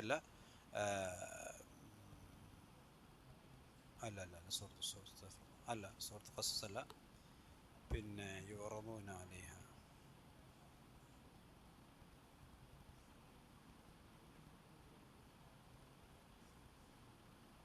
അന്നാർ യുറദൂന അലൈഹ എന്ന സൂറത്തു ഗാഫിർ 46-ാമത്തെ ആയത്ത്. ഇത് ഫിർഔനെ പറ്റി പറയാണ്, വളരെ വ്യക്തമായി പറയാണ്. അന്നാറു യുറദൂന അലൈഹ ഉദുവ്വൻ വശിയ. ഫിർഔനും കൂട്ടർക്കും എന്താണ്? നരകം രാവിലെയും വൈകുന്നേരം എന്ത് ചെയ്യും? പ്രദർശിപ്പിക്കും. അപ്പോൾ ഈ ഇദ്ദേഹത്തിലെ ആത്മീയാണെന്നുള്ള ആളുകളെ വാദം വെച്ചാൽ ഫിറൗന് മാത്രമുള്ളതാണ്. അത് ഫിറൗന് മാത്രമുള്ളതാണ്. ബാക്കിയുള്ളവർക്കൊക്കെ എന്തുണ്ടാവുള്ളൂ? ആത്മീയത്തെ ഉണ്ടാവുള്ളൂ. അപ്പോൾ ഖബർ ശിക്ഷയ്ക്കുള്ള തെളിവ് കൂടിയാണിത് എന്നാണ് നമ്മൾ മനസ്സിലാക്കേണ്ടത്. അപ്പോൾ അതോടെ മുഫസ്സിരിങ്ങൾ പറഞ്ഞ് സൂചിപ്പിച്ചു മാത്രം. അപ്പോൾ അതാണ് ഫൈന ലഹു മഈശത്തൻ ലങ്ക. ദുനിയാവിൽ ഒന്ന് ഇടുക്കുണ്ടാകുക, പ്രയാസകരമായ ജീവിതം ഉണ്ടാകുക. പിന്നെ അള്ളാഹ് പറയുന്നത് വനഹ്ശുറുഹു, ഇനി ബർസഖിൽ ഓന് ഇടുക്കുണ്ടാവും, പ്രയാസം ഉണ്ടാവും. അത് കഴിഞ്ഞിട്ട് വനഹ്ശുറുഹു യൗമൽ ഖിയാമ, ഖിയാമത്ത് നാളിൽ നാം അവനെ ഒരുമിച്ച് കൂട്ടും. എങ്ങനെ? അഅമ, കണ്ണ് കാണാത്തവനായി. അള്ളാഹു നമ്മളെ കാത്തിരിച്ചു പറഞ്ഞു. നിങ്ങൾ ആലോചിക്കണം, ദുനിയാവിൻ്റെ ജീവിതവും പരലോകത്തിൻ്റെ ജീവിതവും രണ്ടാണ്. ദുനിയാവിൽ നമുക്ക് കണ്ണ് കാണാതിരുന്നാലും നമ്മളെ കൈ പിടിക്കാൻ എന്തുണ്ടാവും? ആളുണ്ടാവും, ഉണ്ടാവുമല്ലോ ഇല്ലേ? പക്ഷേ നമ്മളെ സംബന്ധിച്ചിടത്തോളം ദുനിയാവിലുള്ള ആരും വയോമല യുഗ്നിയ നഫ്സുൻ മൗലൻ അം മൗലൻ ചെയ്യുന്ന ഒരാളും ഒരാൾക്കൊരു സഹായം ചെയ്തു കൊടുക്കാത്ത ദിവസമാണ് പരലോകത്ത്. ആ പരലോകത്ത് കണ്ണും കൂടി കാണാഞ്ഞാലോ? നിങ്ങൾ ആലോചിച്ച് നോക്കണം. അപ്പം അതിൻ്റെ ഒരു എന്താ പറയുക, കാഠിന്യം എത്ര ഉണ്ടാവും. അപ്പം അമയായിക്കൊണ്ട് കണ്ണ് കാണാത്തവനായിക്കൊണ്ടായിരിക്കും പരലോകത്ത് അല്ലാഹു സുബ്ഹാനഹു വ തആല അത്തരം ആളുകളെ ഒരുമിച്ച് കൂട്ടുക. കാരണം എന്താ വെച്ചാൽ കണ്ണ് കാണാത്തവനായി ഒരുമിച്ച് കൂട്ടാൻ കാരണം നിങ്ങൾ ആലോചിച്ച്, ഓന് കണ്ണും പൊട്ടി തിന്നാണ്. ഹലാലും ഹറാമൊന്നും എന്ത് ചെയ്തിട്ടില്ല? പരിഗണിച്ചിട്ടില്ല. അവൻ്റെ സമ്പാദ്യത്തിലും അവൻ്റെ ജീവിതത്തിലും അവനെന്തില്ല? അള്ളാഹ് ഹലാലാക്കിയതും അള്ളാഹ് ഹറാമാക്കിയതും തമ്മിൽ ഒരു വ്യത്യാസം കാണിക്കാതെ കണ്ണും പൂട്ടി ഹലാലാണെങ്കിലും പാടില്ല ഹറാമാണെങ്കിലും പാടില്ല ഒക്കെ. ഇനി എന്തെയ്യണ്ട? ദുനിയാവിലത് അതൊക്കെ ഹലാലും ഹറാമും കാണാൻ കഴിഞ്ഞില്ലല്ലോ, അതുകൊണ്ട് ഇനി ഇവിടെ എന്ത് ചെയ്യണ്ട? കാണണ്ട എന്ന് ആമയായിക്കൊണ്ടായിരിക്കും അവൻ അല്ലാഹു സുബ്ഹാനഹു വ തആല ഒരുമിച്ച് കൂട്ടുക. ഇത് ഖുർആൻ തന്നെ വേറെ സ്ഥലങ്ങളിലും അല്ലാഹു സുബ്ഹാനഹു വ തആല പറഞ്ഞിട്ടുണ്ട്. പിന്നെ ഉംയൻ ബുക്കുമൻ, അതായത് അന്ധനായിക്കൊണ്ടും സംസാരിക്കാൻ കഴിയാത്തവനായിക്കൊണ്ടാക്കിയായിരിക്കും പിന്നെ അവിടെ ഒരുമിച്ച് കൂട്ടപ്പെടുക. ഖാല, അവൻ പരലോകത്ത് വെച്ചുകൊണ്ട് അള്ളാഹിനോട് പറയും, റബ്ബി ലിമ ഹശർതനി അഅമ, റബ്ബി, എൻ്റെ റബ്ബേ. അവിടെ മനസ്സിലാക്കണം, പരലോകത്തു നിന്നുള്ള എല്ലാ വിളി എന്താണ്? ഡയറക്റ്റ് ആട്ടോ. അവിടെ ഇളയാളന്മാരൊന്നുമില്ല. പരലോകത്തെത്തിക്കഴിഞ്ഞാൽ പിന്നെന്തില്ല? ഒരു തവസ്സുലില്ല, ഇസ്തിഗാസയില്ല, ഒന്നുമില്ല. ഒക്കെ യാ റബ്ബി റബ്ബി എല്ലാവരും വിളിക്കണം. നരകത്തുനിന്ന് വിളിക്കണം തന്നെ. മുനാദ അസ്ഹാബുന്നാരി അസ്ഹാബുൽ ജന്ന, അസ്ഹാബുന്നാർ അസ്ഹാബുൽ ജന്നത്തിന് വിളിക്കും, അസ്ഹാബുന്നാർ മലക്കിനെ വിളിക്കും, അസ്ഹാബുന്നാർ അള്ളാഹിനെ വിളിക്കും. ഇത് മൂന്നും അള്ളാഹ് പറഞ്ഞിട്ടുണ്ട്. ഒക്കെ എന്താണ്? ഡയറക്റ്റാ. ഇടയാളനൊന്നും എവിടെ ഇല്ല. പേരൂർ പറഞ്ഞ 20 ആയത്തുണ്ടെന്ന് പറഞ്ഞു. 20 ആയത്ത് വിട്ട് 2 ആയത്തിൻ്റെ കഷ്ണം പോലും ഇല്ല. അള്ളാഹിൻ്റെ ഖുർആനെതിരല്ലേ? ഖുർആൻ വൈരുദ്ധ്യം ഉണ്ടാവും. വൈദാ സഅല കൈബാദി അന്നി ഫഇന്നി ഖരീബ് ഉജീബു ദഅവത്തത്തായ റബ്ബിനെ ഇടയ്ക്ക് പിന്നെ അള്ളാഹിൻ്റെ ഇടയിൽ പിന്നെ വേറെ ആളിന് വരും, ഉണ്ടാവില്ലല്ലോ. പിന്നെ 20 ആയത്തൊക്കെ ഉണ്ട് പറഞ്ഞാൽ വൈദിസ്തസ്ഖാ മൂസാ ലി ഖൗമിഹി, ഇതാപ്പൊരായത്ത്. മൂസാ നബി അലൈഹി സ്വലാത്തു വസ്സലാമയോട് കൗമ് എന്ത് ചെയ്തു? മൂസാ നബി അലൈഹി സ്വലാത്തു തൻ്റെ കൗമിന് വേണ്ടി അള്ളാഹിനോട് വെള്ളം ചോദിച്ചു. മൂസ വെള്ളം കേട്ടോ, നിങ്ങൾ പ്രാർത്ഥിക്ക്, ഇതാപ്പൊരായത്ത്. ഇതാകുമ്പോൾ ബദരീങ്ങൾ വിളിച്ച് പ്രാർത്ഥിക്കുള്ള ആയത്ത്. നിങ്ങൾ ആലോചിച്ച് നോക്കിയിട്ട് എന്തൊരു പൊട്ടത്തരാണ്. ഏറ്റവും സങ്കടകരമാണ്. ഞാൻ ഈ ഉരുൾപൊട്ടലിൻ്റെ ഇതിൽ ഏറ്റവും എനിക്ക് സങ്കടം തോന്നിയത് എന്താ വെച്ചാൽ, പിന്നെ അതിൻ്റെ ഒരു വീഡിയോ വന്നിട്ട് നിങ്ങൾ അത് ശ്രദ്ധിച്ചെന്നറിയില്ല. പൊട്ടിൽ മുഴുവൻ വെള്ളമാണ്. ബദരീങ്ങളെ കാക്കണേന്ന് പറഞ്ഞിട്ട് ഞാൻ പറയാം, ആ ഉരുൾപൊട്ടലിനേക്കാളും വലിയ ദുരന്തമാണത് ഈ വീഡിയോ.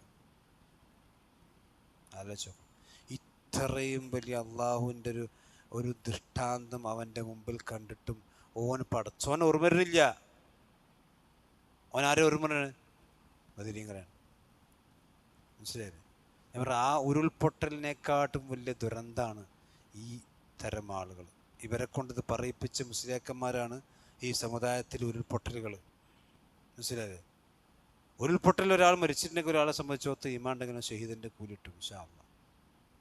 അതേ സമയത്ത് ഈ വിശ്വാസം കൊണ്ടുവരെ മരിച്ചാലോ, ഓൻ ഉരുൾപൊട്ടൽ മരിക്കണ്ട, ഓനെ കട്ടുമ കടന്ന് മരിച്ചാൽ മതി, നരകത്തേക്കല്ല പോണ. അത്രയും വലിയ ഇതൊക്കെ എന്താ ഇടയാളന്മാർ നടു നിർത്തുന്ന ഒരു വിശ്വാസത്തിൻ്റെ അവസാന പരിധി പലതാണ് ഇതൊക്കെ. മനസ്സിലായില്ലേ? ഓനെ ചോദിക്കണം, റബ്ബി ലിമ ഹശർതനി അഅമ, പടച്ചോനെ നീ എന്തിനാണ് എന്നെ അന്ധനായിക്കൊണ്ട് പുനരുജ്ജീവിപ്പിച്ചത്? വഖദ് കുന്തു ബസീറ, ഞാൻ ആരായിരുന്നു? ബസീർ എന്ന് പറഞ്ഞാൽ നല്ലോണം കാണണേ, നല്ലോണം കാഴ്ചയുള്ള ആളായിരുന്നല്ലോ ദുനിയാവിൽ. ബസീർ എന്ന് പറഞ്ഞാൽ ശരിക്കും എന്താണ്? എല്ലാം കാണുന്ന, നന്നായി കാണുന്നവെന്നാണ് അർത്ഥം. ബസീർ അള്ളാഹിൻ്റെ പേരാണല്ലോ. അപ്പം നല്ലവണ്ണം കാണുന്നവനായിരുന്നല്ലോ ദുനിയാവിൽ ഞാൻ, പിന്നെ എന്താണ് പരലോകത്ത് നീ എന്നെ പിന്നെ എന്താക്കിയത്? അന്ധനാക്കി മാറ്റിയത് എന്നാണ് അവൻ ചോദിക്കുന്നത്. അപ്പോൾ വിശദീകരിക്കേണ്ട ആവശ്യമില്ല, കാരണം അവൻ അള്ളാഹിനോട് പരാതി പറയാണ്. പടച്ചോനെ, പരലോകത്ത് നിങ്ങൾക്ക് കണ്ണ് കാണില്ലല്ലോ. നിങ്ങൾ ആലോചിച്ച് നോക്കണം, കണ്ണ് കാണാതിരിക്കുമ്പോൾ ഉണ്ടാകുന്നൊരവസ്ഥ. ദുനിയാവിൽ തന്നെ പിന്നെ അന്ധനായ ആളുകൾക്ക് ഉണ്ടാകുന്നൊരവസ്ഥ എന്തായിരിക്കും? പിന്നെ നിങ്ങൾ ആലോചിച്ച് ശരിക്ക് ജന്മന അന്ധനായൊരു മനുഷ്യനെ സംബന്ധിച്ചിടത്തോളം അയാളെ പറ്റി നമ്മൾ ചിന്തിച്ച് പിന്നെ അയാളെ തന്നെ കണ്ടിട്ടുണ്ടാവില്ലല്ലോ. ജന്മന അന്ധനായൊരു മനുഷ്യൻ, അയാൾ മറ്റൊരാളുടെ രൂപം പോയിട്ട് അയാളെ തന്നെ എന്തായിട്ടുണ്ടാവില്ല, കണ്ടിട്ടുണ്ടാവില്ലല്ലോ. ശരിക്കും കണ്ണ് എന്ന് പറയുന്നത് എത്ര വലിയൊരു അനുഗ്രഹമാണ്.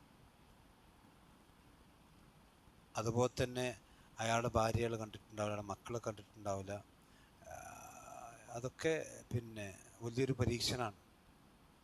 പിന്നെ അന്ധത ഇല്ലാതെ, അഥവാ കണ്ണ് കണ്ടതിന് ശേഷം പിന്നെ അന്ധന്മാരായ ആൾക്കാരുണ്ട്.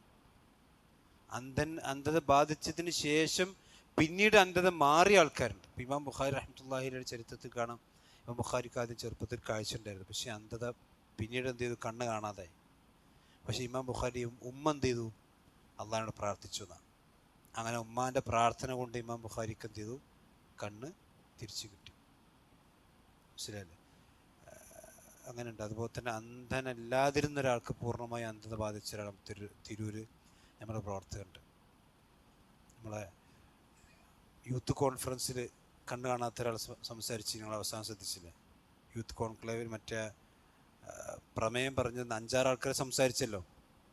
അതിലൊരാൾ കണ്ണ് കാണാത്ത ഒരാളായിരുന്നു. അയാൾക്ക് കണ്ണ് കണ്ട് ശേഷം കണ്ണ് രോഗം വന്നിട്ട് പിന്നെ കണ്ണ് കാണാതായതാണ്.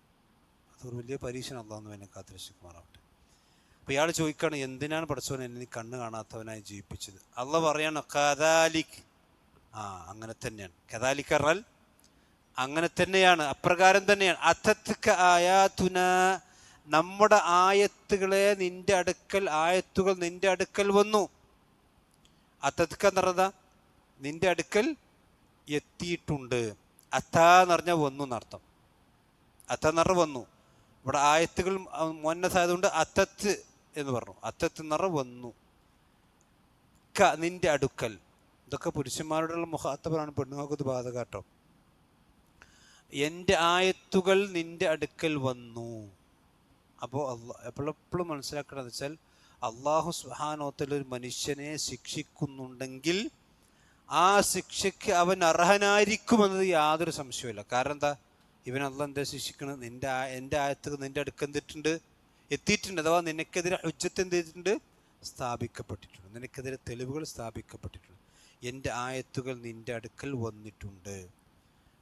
ഫ നസീതഹ, നസീത എന്ന് പറഞ്ഞാൽ മറന്നുപോയി, നിനക്ക് ഓർമ്മയില്ല. പടച്ചവനെ പറ്റി ഓർമ്മയില്ല, അള്ളാഹിൻ്റെ ഖുർആനെ പറ്റി ഓർമ്മയില്ല.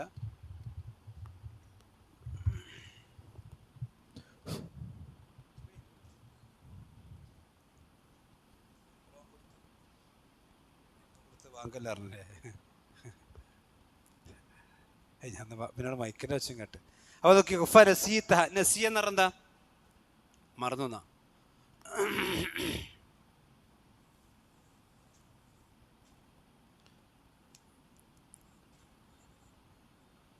നസിയ എന്നാ മറന്നു. നിസിയാൻ എന്ന് പറഞ്ഞാൽ മറക്കുന്നവൻ. അതിൽ ഇൻസാൻ ഉണ്ടായെന്നൊക്കെ ചില ആൾക്കാർ, ചില പണ്ഡിതന്മാർ പറഞ്ഞിട്ടുണ്ട്. ഇൻസാൻ എന്ന് പറഞ്ഞാൽ നിസ്യാനാണ്, അതായത് മറക്കുന്നവൻ. മറവി ഒരു അനുഗ്രഹവുമാണ്, അതേ സമയത്ത് പിന്നെ ഒരു ശിക്ഷയാണ്. ചില കാര്യങ്ങൾ നിങ്ങൾ ആലോചിക്കും, മറവി ദുനിയാവിൽ ഇല്ലെങ്കിൽ എന്തേക്കാരം അവസ്ഥ? ജീവിക്കാൻ കഴിയുമോ? ഇപ്പോൾ നിങ്ങൾ ആലോചിച്ച്, ഇപ്പോൾ ആ ദുരന്തത്തിൽപ്പെട്ട ആളുകൾ, അവർ കുറച്ച് കഴിഞ്ഞാൽ ജീവിതത്തിലേക്ക് തിരിച്ചു വരണമെങ്കിൽ എന്ത് വേണം? മറക്കണ്ടേ? ഇതൊക്കെ മറക്കാഞ്ഞാൽ ജീവിതകാലം മുഴുവനും ഈ ഒരു പ്രയാസം ജീവിതത്തിൽ തളം കെട്ടുന്നവർക്ക് ജീവിക്കാൻ കഴിയും? ഭ്രാന്തായിപ്പോലും. അത് മറവിയുണ്ട്. പക്ഷെ ഈ മറവി എന്തല്ല, നിഅമത്തല്ല. ഇതെന്താണ്? അള്ളാഹുവിൻ്റെ കൽപ്പനകളും നിർദ്ദേശങ്ങളൊക്കെ എന്ത് ചെയ്യുക? മറന്നു കളയുക എന്ന് പറഞ്ഞാൽ ഓനതിനെ പറ്റി ഓർമ്മന്നല്ല. അവനെപ്പറ്റി എന്തില്ല? ഓർമ്മന്നല്ല. അള്ളാഹിനെ പറ്റിയോ അള്ളാഹിൻ്റെ ഖുർആനെ പറ്റിയോ ഒന്നും അവന് ഓർമ്മന്നല്ല. ഇവിടെ പണ്ഡിതന്മാർ പറഞ്ഞതെന്ന് വെച്ചാൽ, ഒരാൾ ഖുർആൻ പഠിച്ചിട്ട് മറന്നുപോയി, അത് ഈ ആയത്തിൻ്റെ പരിധിയിൽ വിടുന്നതല്ല, എന്നാലും ശ്രദ്ധിക്കേണ്ടതാണ്. അതായത് ഖുർആൻ പഠിച്ചിട്ട് ഹാഫിദീങ്ങളായ ആളുകളുണ്ടാവും, ഖുർആൻ മുഴുവൻ പഠിച്ച ആളുകൾ. പിന്നെ തീരെ എടുത്തു വെക്കാൻ ഞാൻ എന്ത് ചെയ്യും? മറന്നു.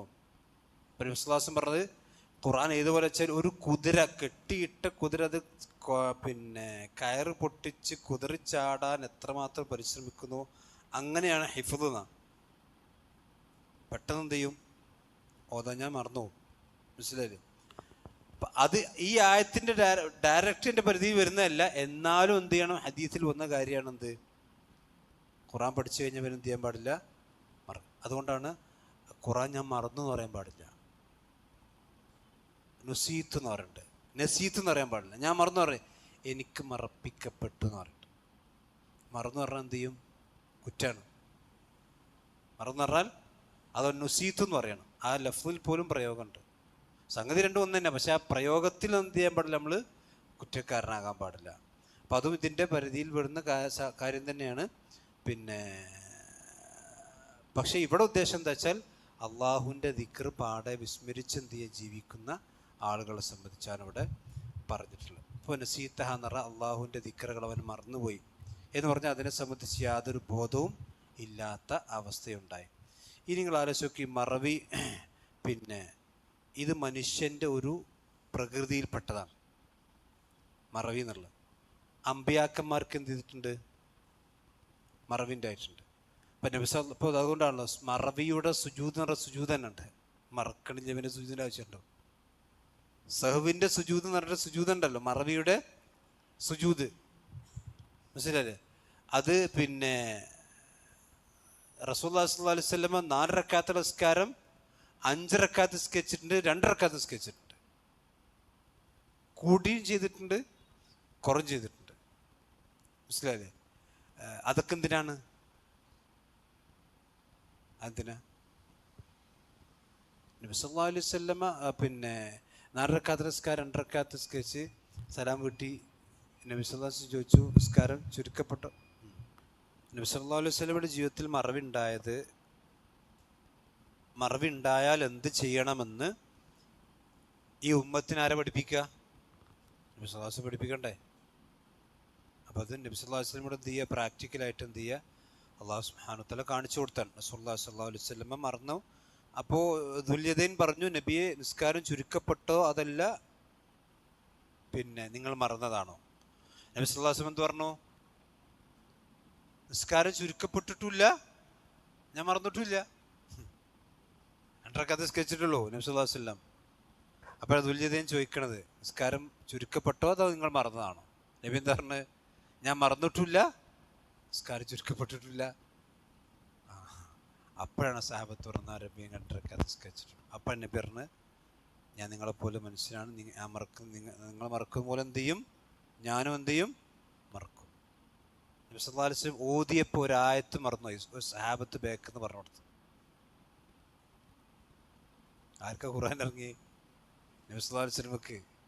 ആ നബി സല്ലല്ലാഹു അലൈഹി വസല്ലം ഓതുമ്പോഴത്തേക്കും മറന്നുപോകാൻ മനുഷ്യനാണ്, അത് മറക്കാതിരിക്കാൻ. അതുകൊണ്ട് നബി സല്ലല്ലാഹു അലൈഹി വസല്ലം ഹിഫ്ദ് എന്ത് ചെയ്യും? സനുഖ്രിഉക ഫലാ തൻസ എന്നറിയില്ലേ, ഇല്ലാ മാഷാ അല്ലാഹ്, അള്ളാഹ് ഉദ്ദേശിക്കണതല്ലാതെ. അള്ളാഹ് ഉദ്ദേശിക്കുക ചിലപ്പോൾ മറന്നു പോകും. ഇനി അതല്ല, ഖുർആനിൽ നിന്ന് തന്നെ അവസാന കാലഘട്ടത്തിൽ ഹദീസിൽ കാണാം, ഹൃദയങ്ങളിലുള്ള എല്ലാം എന്ത് ചെയ്യും? ഖുർആൻ്റെ റസ്മിൽ നിന്ന് ലഫ്ളുകൾ ഉയർത്തപ്പെടും, ഖൽബുകളിൽ നിന്ന് ഖുർആൻ എന്ത് ചെയ്യും? ഉയർത്തപ്പെടും. പിന്നെ ആർക്കൊന്നും ഓതാൻ കഴിയില്ല, കാരണം ഓതണോലും ഉണ്ടാവില്ല, പിന്നെ ഓതാൻ കഴിയാത്ത അവസ്ഥയും ഉണ്ടാവും. അപ്പോൾ മറവി എന്ന് പറഞ്ഞാൽ ഇസ്ലാമിൽ അതിൻ്റെ ഹുക്കുമുകൾ തന്നെ മറവിയുമായി കൊണ്ട് ബന്ധപ്പെട്ട് പ്രത്യേക വിഷയം തന്നെ ഉണ്ട് ഇസ്ലാമിൽ. കാരണം നമ്മുടെ ഉമ്മത്തിനൊരു പ്രത്യേകത എന്താ വെച്ചാൽ, മറന്നു ചെയ്ത കാര്യങ്ങൾക്ക് അള്ളാഹു എന്ത് ചെയ്യൂല? ശിക്ഷ കൊടുക്കില്ല. അത് ഉമ്മത്തിൻ്റെ പ്രത്യേകതയാണ്. മറവി നമുക്ക് മാഫു അനുവാണ്. പക്ഷേ ഒരാൾ സംഗതി നിർബന്ധമായിക്കൊണ്ട് ചെയ്യേണ്ട കാര്യമാണെങ്കിൽ അയാൾ മറന്നുപോലെ എപ്പോഴാണോ അയാൾക്ക് ഓർമ്മ വരുന്നത് അപ്പം ചെയ്യാം. എപ്പോഴാണോ ഓർമ്മ വരുന്നത് അപ്പം എന്ത് ചെയ്യണം? നിർബന്ധമായിട്ട് ചെയ്യണം. അതായത് ദുർസ്കാരം മറന്നുപോയി, പക്ഷെ എന്ത് ചെയ്തു? പിന്നെ ഒരാഴ്ച കഴിഞ്ഞിട്ടാണ് ഓർമ്മ വരുന്നത്, പഠിച്ചോനെ ഞാൻ വെള്ളിയാഴ്ച പിന്നെ ദുർസ്കരിച്ച് ചെയ്യല്ലോ. ഒരു സഹോദരിക്ക് ഓർമ്മ വരികയാണെങ്കിൽ എന്ത് ചെയ്യണം? അപ്പം നിസ്കരിക്കണം. അപ്പോഴാണ് ഒരു സമയം. അതിപ്പോൾ ഇനി ഏതായാലും മറന്നു ഞാൻ പോയിക്കോട്ടെ, അത് പറ്റില്ല. അപ്പം ആ മറവിക്കുള്ള കഫാറത്താണെന്ത്? അപ്പം നിസ്കരിക്കുക എന്നുള്ളത്, മനസ്സിലായില്ലേ? അത് നോമ്പാണെങ്കിലും അങ്ങനെ തന്നെ മറന്ന് ഭക്ഷണം കഴിച്ചാൽ എന്തില്ല, അവനെ സംബന്ധിച്ചിടത്തോളം നോമ്പ് മുറിയുന്ന അവസ്ഥ. അപ്പോൾ ഇവിടെ പറഞ്ഞത് വെച്ചാൽ, എൻ്റെ ദിക്റുകൾ നീ ഓർമ്മിച്ചില്ല, അതുകൊണ്ട് ഫനസീതഹ, നീ അതിനെ മറന്നു കളഞ്ഞു. വകദാലിക, അതിന് പകരമായി അപ്രകാരം തന്നെ അല്യൗം, ഇന്ന് തുൻസ, നീയും അല്ലെങ്കിൽ മറപ്പിക്കപ്പെട്ടിരിക്കുന്നു. പറഞ്ഞാൽ നീ എൻ്റെ അഥവാ അല്ലാഹു സുബ്ഹാനഹു വ തആലയുടെ സംഗതിയിൽ നിന്ന് നിന്റെ എന്ത് ചെയ്തു? നീ മറപ്പിക്കപ്പെട്ടവനായി പോയിരിക്കും. അഥവാ നിന്നോട് ആരും പരിഗണിക്കുന്ന അവസ്ഥയല്ല. ദുനിയാവിൽ എൻ്റെ ദീനിനെ നീ പരിഗണിച്ചിട്ടില്ലല്ലോ. ദുനിയാവിൽ ചെയ്തിട്ടില്ല, എൻ്റെ ദീനിനെ എന്ത് ദിക്റിട്ട് നീ പരിഗണിച്ചിട്ടില്ല. അതുകൊണ്ട് നിന്നെ പരലോകത്ത് ഞാൻ എന്ത് ചെയ്യില്ല? പരിഗണിക്കും. അതാണ് ജസാഉൽ അമൽ എന്ന് പറഞ്ഞത്. അതായത് പകരത്തിന് പകരം. അറബി സാധാരണ പറയാം, നസീതഹ ഫനസീതു, നീ അത് മറന്നുകൊണ്ട് ഞാൻ നിന്നെ മറന്നു, നീ പരിഗണിക്കാത്തതുകൊണ്ട് ഞാൻ നിന്നെ പരിഗണിക്കുന്നില്ല. അപ്പം അള്ളാഹു സുബ്ഹാനഹു വ തആല ഒരു മനുഷ്യനെ മറന്നു കളയാന്ന് പറഞ്ഞാൽ പിന്നെ അവന് കഴിച്ചിലാകാന്നല്ല. അള്ളാഹ് മറന്നു നമുക്ക് എന്തിനാ കഴിച്ചില്ല, അതല്ല അവിടെ ഉദ്ദേശം. അള്ളാഹു അവൻ്റെ റഹ്മത്തിൽ നിന്നെന്തിയും അവനെ വിദൂരമാക്കുന്ന അവിടെ അർത്ഥം. ഫനസീതഹ തുൻസ എന്ന് പറഞ്ഞാൽ അതല്ലാതെ അള്ളാഹു എൻ്റെ കാര്യം മറന്നുപോയി, അതുകൊണ്ട് പിന്നെ ഇനി എനിക്കെന്തില്ല പേടിച്ചല്ല എന്ന അർത്ഥത്തിലല്ല. അള്ളാഹുവിനെ സംബന്ധിച്ചെന്തുണ്ടായാലും മറവി ഉണ്ടാവില്ല. ഇവിടെ പിന്നെ തുൻസ എന്നുള്ള ഉദ്ദേശം എന്താണ്? അള്ളാഹുവിൻ്റെ റഹ്മത്തിൽ നിന്ന് അവനെ പരിഗണിക്കാതിരിക്കുക. ഇതാണ് ഉദ്ദേശം. എന്നിട്ട് അള്ളാഹ് പറയുന്നു വകദാലിക അപ്രകാരമാണ് നജ്സീ മൻ അസ്റഫ. നജ്സി എന്ന് പറഞ്ഞാൽ ജസാവ് കൊടുക്കുക, പ്രതിഫലം കൊടുക്കുന്നത്. മൻ ഒരുത്തന് അസ്റഫ. അസ്റഫ എന്ന് പറഞ്ഞാൽ ഇസ്രാഫ് കാണിക്കറെന്താ? ഇസ്രാഫ് എന്ന് പറഞ്ഞാൽ ദൂർത്ത് ദൂർത്ത്. അസ്റഫ എന്ന് പറഞ്ഞാൽ അതിര് കവിയുക എന്നർത്ഥം.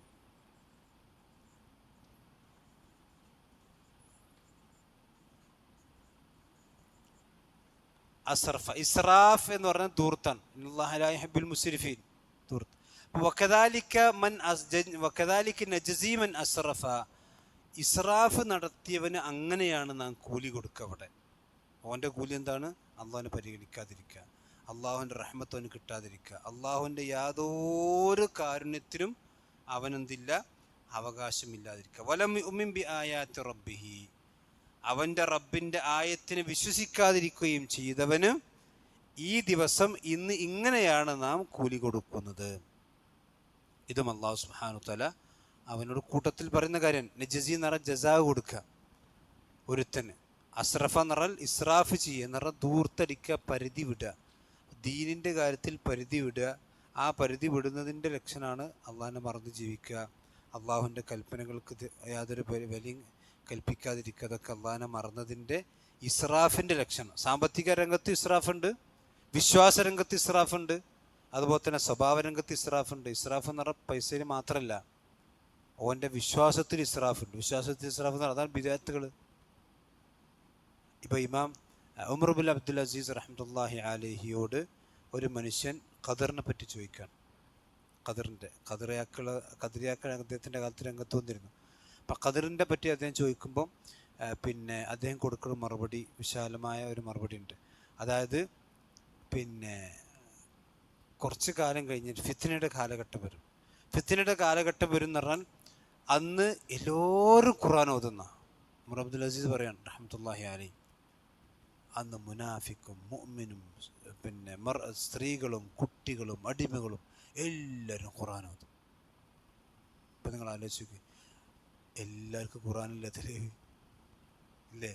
എല്ലാ അലവലാതി എന്തുമെന്നാ തെളിവെടുക്കണേ? ഖുർആൻ. ഇവിടെ കോഴിക്കോട് ജില്ലയിലെ അബൂക്കർ ലോകം നിയന്ത്രിക്കുന്നതിന് തെളിവെന്താ? ഫൽ മുദബ്ബിറാത്തി അംറഹ. തെളിവാണ്. എന്താ? മുനാഫിക്കും ഖുർആൻ ഓതും. എന്നിട്ട് അദ്ദേഹം പറയാണ്, എന്നിട്ട് ഒരാൾ പറയും ഈ ഖുർആൻ ഓതിയിട്ടൊന്നും ആളുകൾ ഇങ്ങോട്ട് ശരിയാണില്ല, ഞാൻ അവർക്ക് ഞാൻ അവർക്ക് ബിദഅത്ത് ഉണ്ടാക്കി കൊടുക്കട്ടെ. ഇതൊക്കെ പഴയതായില്ലേ? ഖുർആൻ ഇതൊക്കെ പഴയതായി. ഇനി നമുക്ക് എന്ത് ചെയ്യണം? പുതിയതുണ്ടാവണം. പുതിയതുണ്ടാകുമ്പോൾ എന്താ വെച്ചാൽ ആളുകൾക്കൊരു ആവേശം ഉണ്ടാവും. മറ്റേ ചെങ്ങായി 10 പിരിയത്തിൽ അങ്ങനെ കണ്ടിട്ട് പറഞ്ഞിട്ടില്ലേ, ലിക്കുല്ലി ജദീദ്. ഓരോ പുതിയതിനെന്തുണ്ട്? ഒരു ആസ്വാദമുണ്ട്. പണ്ടൊക്കെ നമ്മൾ മൗലായാറ് കണ്ടിങ്ങനെ ടോർച്ചും തിരിച്ചിങ്ങനെ മൗലായ ചെല്ലിന്. ഇപ്പോഴോ മൈക്കിൾ ജാക്സൺ സ്റ്റൈലിലാണ് മൗലൂദ് എന്നൊക്കെ പറഞ്ഞിട്ട് ചെല്ലുണ്ട്. അതെന്താ വെച്ചാൽ അങ്ങനെയാണ് ബിദഅത്ത് ഉണ്ടാകുക. എങ്ങനെ? ഖുർആനും സുന്നത്തൊക്കെ പറഞ്ഞ ആൾക്കാർക്ക് ബുദ്ധിമുട്ടുണ്ടാവില്ല. ഒരു കഥ പറഞ്ഞു നോക്കി നിങ്ങൾ, അല്ലെങ്കിൽ ഇല്ലാത്തൊരു സംഭവം ഇങ്ങനെ പൊലിപ്പിച്ച് പറഞ്ഞു നോക്കി, ആൾക്കാർ തൊള്ളയും പൊളിച്ച് ഇങ്ങനെ കേൾക്കും. എന്നാൽ ഖുർആനും സുന്നത്തും പറഞ്ഞാലോ ബിദഅത്ത്. നിങ്ങൾ അതെപ്പോഴും ശ്രദ്ധിക്കേണ്ട കാര്യം എന്ന് വെച്ചാൽ തിങ്കളാഴ്ച വ്യാഴാഴ്ച ഒക്കെ സുന്നത്തും ഉണ്ടല്ലോ, വല്ല ഒച്ചിമണിൻ്റെ അവിടെ. മുഹറം 9 10 മുമ്പുണ്ട്, വല്ല ഒച്ചിമണിണ്ടോ? എന്നാൽ മേറാജ് മുമ്പ് നോക്കണ്ടി എന്തേക്കാരം അവിടെ പിന്നെ അതിൻ്റെ പോലീസ അവിടെ പോസ്റ്റർ, ഇവിടെ പോസ്റ്റർ, അതിൻ്റെ സ്റ്റാറ്റസ്, ഇവിടെ സ്റ്റാറ്റസ്, ഭയങ്കര പോലീസക്കാരം. പെരുന്നാളിനൊരു ഒച്ചിമണി ഉണ്ടാവില്ല. നബിദിനത്തിനോ എന്താണ് പള്ളിയിൽ അലങ്കാരം, അവിടെ റാലി, ഇവിടെ റാലി, സന്ദേശ റാലി, മറ്റേ റാലി, അങ്ങനെ ഉണ്ടാവും. ബിദഅത്തിനാണ് എന്തുണ്ടായി? ശൈത്താൻ എന്ത് ചെയ്യുക? ഒരു പൊലിപ്പ് കൊടുക്കുക. അതാണ് ബിദഅത്തിൻ്റെ പ്രത്യേകത. അതാണ് ഇസ്രാഫ് എന്ന് പറഞ്ഞത്. മൻ അസ്റഫ പറഞ്ഞ് അത് അതിര് വിടുകയാണ്. അഖീദയിൽ അതിര് വിടും, സമ്പത്തിൽ അതിര് വിടും, സ്വഭാവത്തിൽ അതിര് വിടും. ഇതൊക്കെ ഇസ്രാഫുണ്ട്. അതാണ് മൻ അസ്റഫ. വലം യുമിൻ ബി ആയാത്തി റബ്ബിഹി. അവൻ്റെ റബ്ബിൻ്റെ ആയത്തുകൾ അവൻ വിശ്വസിച്ചില്ല, അവനുള്ള ശിക്ഷയാണിത്. വല അദാബുൽ ആഖിറത്തി അശദ്ദു വഅബ്ഖാ. പരലോകത്തെ ശിക്ഷയാണ് ഏറ്റവും അശദ് എന്ന് പറഞ്ഞതിന് അപ്പുറത്തേക്ക് ഇനി വേറില്ല. ഏറ്റവും കഠിനമെന്നാണ്. അള്ളാഹു നമ്മെല്ലാം കാത്തുരക്ഷിക്കുമാറാവട്ടെ. അശദ്ദു അബ്ഖാ എന്ന് പറഞ്ഞാൽ കാലാകാലം നിലനിൽക്കുന്ന പരലോകത്തെ ശിക്ഷ. ദുനിയാവിലെ ശിക്ഷയ്ക്ക് എന്ന് പറഞ്ഞാൽ പരിധി ഉണ്ടല്ലോ. ഇപ്പം നമ്മൾ സാധാരണ ഇവിടെ പിന്നെ ജീവപര്യന്തം തടവ് എന്ന് പറഞ്ഞാൽ എത്ര കൊല്ല? 12 കൊല്ലം. മനസ്സിലായില്ലേ? അതാണ് ഇപ്പോൾ ഇവിടുത്തെ ജീവപര്യന്തം. അതിനൊക്കെ ഒരു പരിധിയുണ്ട്. ദുനിയാവിൽ അനുഭവിക്കുന്നതിന് പരിധിയുണ്ട്. ഇനി മാത്രമല്ല ദുനിയാവിലെ മരണം എന്ന് പറഞ്ഞാൽ ഒറ്റ നിമിഷം കൊണ്ട് കഴിഞ്ഞില്ലേ. പക്ഷേ ലാ യമൂത്തു ഫിഹാ വലാ യഹ്യ, അതാണ് പരലോകത്തിലെ അവസ്ഥ. മരിക്കില്ല, ജീവിക്കില്ല. അതുകൊണ്ടാണ് അബ്ഖാ എന്ന് പറഞ്ഞാൽ കാലാകാലം പിന്നെ നിലനിൽക്കുന്നതും അശദ്ദു ഏറ്റവും കഠിനവുമായ ശിക്ഷയാണ് പരലോകത്തിൽ മനുഷ്യന് വരാനുള്ളത്. അതുകൊണ്ട് അങ്ങനെയുള്ള ആളുകൾക്കുള്ളത് പരലോകത്ത് വലിയ ശിക്ഷയുണ്ട്. ദുനിയാവിലോന് ബർസഖിലുമോന് പിന്നെ മഈശത്തുൽ ലങ്കണ്ടായിരിക്കും. അതുപോലെ തന്നെ പരലോകത്തിൻ്റെയും അവസ്ഥ അവനത് തന്നെയായിരിക്കും. ഇതാണ് അള്ളാഹു സുബ്ഹാനഹു വ തആല പഠിപ്പിക്കണം. ഏതായാലും ഇത്തരം ശിക്ഷകളെല്ലാം അള്ളാഹു നമ്മുടെ കുടുംബത്തെയും കാത്തുരക്ഷിക്കുമാറാവട്ടെ. ഇവിടെ പറഞ്ഞെന്താ വെച്ചാൽ അള്ളാഹുവിൻ്റെ ദിക്റിൽ നിന്നൊരാൾ പിന്തിരിഞ്ഞ് കളഞ്ഞാൽ അവന് മഈശത്തുൽ ലങ്കണ്ട്. അതിന് 3 അർത്ഥങ്ങൾ നമ്മൾ പറഞ്ഞു. അതുപോലെ തന്നെ പരലോകത്തവൻ അന്ധനായിക്കൊണ്ടാണ് വരിക. അവൻ അള്ളാഹിനോട് പരാതി പറയും, എന്തിനാണ് അന്ധനാക്കിയത്? അപ്പം അള്ളാഹിനെ മറുപടി കൊടുക്കുകയാണ്, എൻ്റെ ആയത്തുകൾ നീ മറന്നു, അതുകൊണ്ട് നിന്നെ ഞാൻ മറന്നു. അതുപോലെ തന്നെ അള്ളാഹുവിൻ്റെ വിശ്വാസമില്ലാത്ത ഇസ്രാഫ് നടത്തിയ ആളുകൾക്കുള്ള ശിക്ഷ ഇതാണ് എന്നും അതുപോലെ തന്നെ പരലോകത്തിലെ ശിക്ഷയാണ് വല അദാബുൽ ആഖിറത്തി അശദ്ദു വ അബ്ഖാ. അബ്ഖാ എന്ന് പറയുന്നത് എന്നും ബാക്കിയാവുന്നത്. ഇതാണ് ഈ ആയത്തിൽ അള്ളാഹു സുബ്ഹാനഹു വ തആല പറഞ്ഞ ബാക്കി കാര്യങ്ങൾ പിന്നീട് വിശദീകരിക്കാം. അള്ളാഹുവിൻ്റെ ദീൻ കൂടുതൽ പഠിക്കാനും മനസ്സിലാക്കാനും അള്ളാഹു നമ്മെല്ലാം അനുഗ്രഹിക്കുമാറാവട്ടെ. എല്ലാവിധ പ്രയാസങ്ങളിൽ നിന്നും ബുദ്ധിമുട്ടുകളിൽ നിന്നും അള്ളാഹു നമ്മെല്ലാം കാത്തുരക്ഷിക്കുമാറാവട്ടെ. മക്കർ വയനാടിൻ്റെ അവസ്ഥകൾ നമ്മുടെ പല പ്രവർത്തകന്മാരുടെയും കുടുംബങ്ങളൊക്കെ പെട്ടിട്ടുണ്ട്. പിന്നെ അള്ളാഹു അവർക്കെല്ലാം അതിൽ മരണപ്പെട്ട നല്ല മനുഷ്യന്മാർക്കും മുഅ്മിനീങ്ങൾക്ക് അള്ളാഹു സ്വർഗ്ഗം നൽകി അനുഗ്രഹിക്കുമാറാവട്ടെ. അത്തരത്തിൽ നിന്ന് ദുരന്തങ്ങളിൽ നിന്നും പ്രയാസങ്ങളിൽ നിന്നും മുസീബത്തുകളിൽ നിന്നുമൊക്കെ അള്ളാഹു നമ്മയും നമ്മുടെ കുടുംബത്തെയും നമ്മുടെ നാടിനെയും കാത്തുരക്ഷിക്കുമാറാവട്ടെ. ഇപ്പം എന്താ വെച്ചാൽ ആളുകൾ ഇങ്ങനെയൊക്കെ ഉണ്ടാകുമ്പം ഈ വിവരമില്ലാത്ത അന്തം നമ്മൾ ചോദിക്കുമല്ലോ, എന്തൊരു പരീക്ഷണമാണിത്. പിന്നെ അള്ളാഹുവിൻ്റെ റഹ്മത്തിനെ തന്നെ ചോദ്യം ചെയ്യുന്ന അവസ്ഥ ഉണ്ടാവും. അള്ളാഹു കാരുണ്യവാനാണെങ്കിൽ ഇങ്ങനെയൊക്കെ ചെയ്യോ എന്ന് അന്തമില്ലാത്തവന്. അള്ളാഹിൻ്റെ കാര്യം എന്ന് പറഞ്ഞാൽ അള്ളാഹ് ആദ്യത്തിന് വലനബുലുവന്നക്കും ബിശ്ശർരി വൽ ഖൈരി ഫിത്ന എന്നുള്ള പറഞ്ഞു. ഷെറ് കൊണ്ട് ഞാൻ പരീക്ഷിക്കുന്ന അള്ളാഹ് ആദ്യം തന്നെ പറഞ്ഞല്ലേ. ഷെറ് കൊണ്ട് എന്ത് ചെയ്യും? പരീക്ഷണം ഉണ്ടാവും. ഖൈർ കൊണ്ട് പരീക്ഷണം ഉണ്ടാകുമ്പോൾ തന്നെ ഷെറ് കൊണ്ട് പരീക്ഷണം ഉണ്ടാവും. അത് രണ്ടും പരീക്ഷണമാണ്. വിശ്വാസികളെ സംബന്ധിച്ചിടത്തോളം ഞാൻ നേരത്തെ പറഞ്ഞ പോലെ അവൻ പിന്നെ ഒരു പക്ഷേ അവൻ്റെ സ്വന്തം ബെഡിൽ കിടന്ന് മരിക്കണേക്കാട്ടിലും അള്ളാഹിനൊക്കെ ദറജ എന്താ ഉണ്ടാകുക? കാരണം കെട്ടിടം വീണ് മരണപ്പെട്ടാൽ അവൻ്റെ മരണം എന്താണ്? ഷഹീദാണ് റസൂലുള്ളാഹി പറഞ്ഞു. വെള്ളത്തിൽ മരിക്കുന്നതിൻ്റെ പ്രയാസം അനുഭവിക്കുന്നതിനനുസരിച്ച് അവനെന്ത് ചെയ്യും? അള്ളാഹിനടുക്കൽ ദറജ കൂടും. അതുകൊണ്ട് രക്തസാക്ഷിക്ക് അള്ളാഹിനടുക്കൽ ഇപ്പോൾ കൂലിയുണ്ട്. അത് പ്രയാസപ്പെട്ട മരണമാണ്. അതുപോലെ തന്നെ വെള്ളത്തിൽ മുങ്ങി മരിക്കുക, പ്ലേഗ് രോഗം ബാധിച്ച് മരിക്കുക, വയറുമായി ബന്ധപ്പെട്ട അസുഖം, പിന്നെ അതുപോലെ തന്നെ പിന്നെ എന്താ പറയുക, മുങ്ങി മരണം, കെട്ടിടം തകർന്നു വേണം, അതൊക്കെ ഷഹീദിൻ്റെ കൂലിയാണ്. അപ്പം നമ്മൾ ഒരു ദുരന്തത്തിൻ്റെ ഒരു പ്രയാസത്തെ നമ്മൾ എന്ത് ചെയ്യാൻ പാടില്ല? ബാഹ്യമായി മാത്രം വിലയിരുത്താൻ പാടില്ല. മുസ്ലിം സംബന്ധിച്ചിടത്തോളം അതൊക്കെ ഖൈറുണ്ടാവും. ഇതൊക്കെ നിയന്ത്രിക്കുന്ന പഠിച്ചവനല്ലേ. ഇതൊക്കെ നമ്മൾ കാലഘട്ടത്തിലാണ് മറ്റൊന്നാണ് വലിയ വീമ്പിളക്കുമ്പം ഒരു പാറക്കല്ല് വന്നാൽ തടുക്കാനൊന്നും എനിക്ക് കഴിയൂലടാ എന്നുള്ള എന്ത് ചെയ്യാണ് കാണിച്ചു കൊടുക്കുക. മനസ്സിലായില്ലേ? കെട്ടിയുണ്ടാക്കിയ വലിയ സൗധങ്ങളൊക്കെ നിമിഷങ്ങൾ മതി തകർക്കപ്പെടാന്നുള്ളത് മനുഷ്യന്മാർക്ക് മുമ്പ് ഇങ്ങനെ കാണിച്ചു കൊടുക്കുകയാണ്. അത് ഓൽക്കത് ഇഷ്ടമാണ്, നമുക്കത് ഇഷ്ടമാണ്. മരിച്ചവർക്കല്ല. അതിന് പാഠം ഉൾക്കൊണ്ടാരാണ്? ബാക്കി രക്ഷപ്പെട്ട ആൾക്കാരാണ്. അള്ളാഹു നമ്മെല്ലാം കാത്തുരക്ഷിക്കുമാറാവട്ടെ. സുബ്ഹാനക്കല്ലാഹു വബിഹംദിക അശ്ഹദു അല്ലാ ഇലാഹ ഇല്ല അൻത അസ്തഗ്ഫിറുക വ അത്തൂബു ഇലൈക്. അസ്സലാമു അലൈക്കും.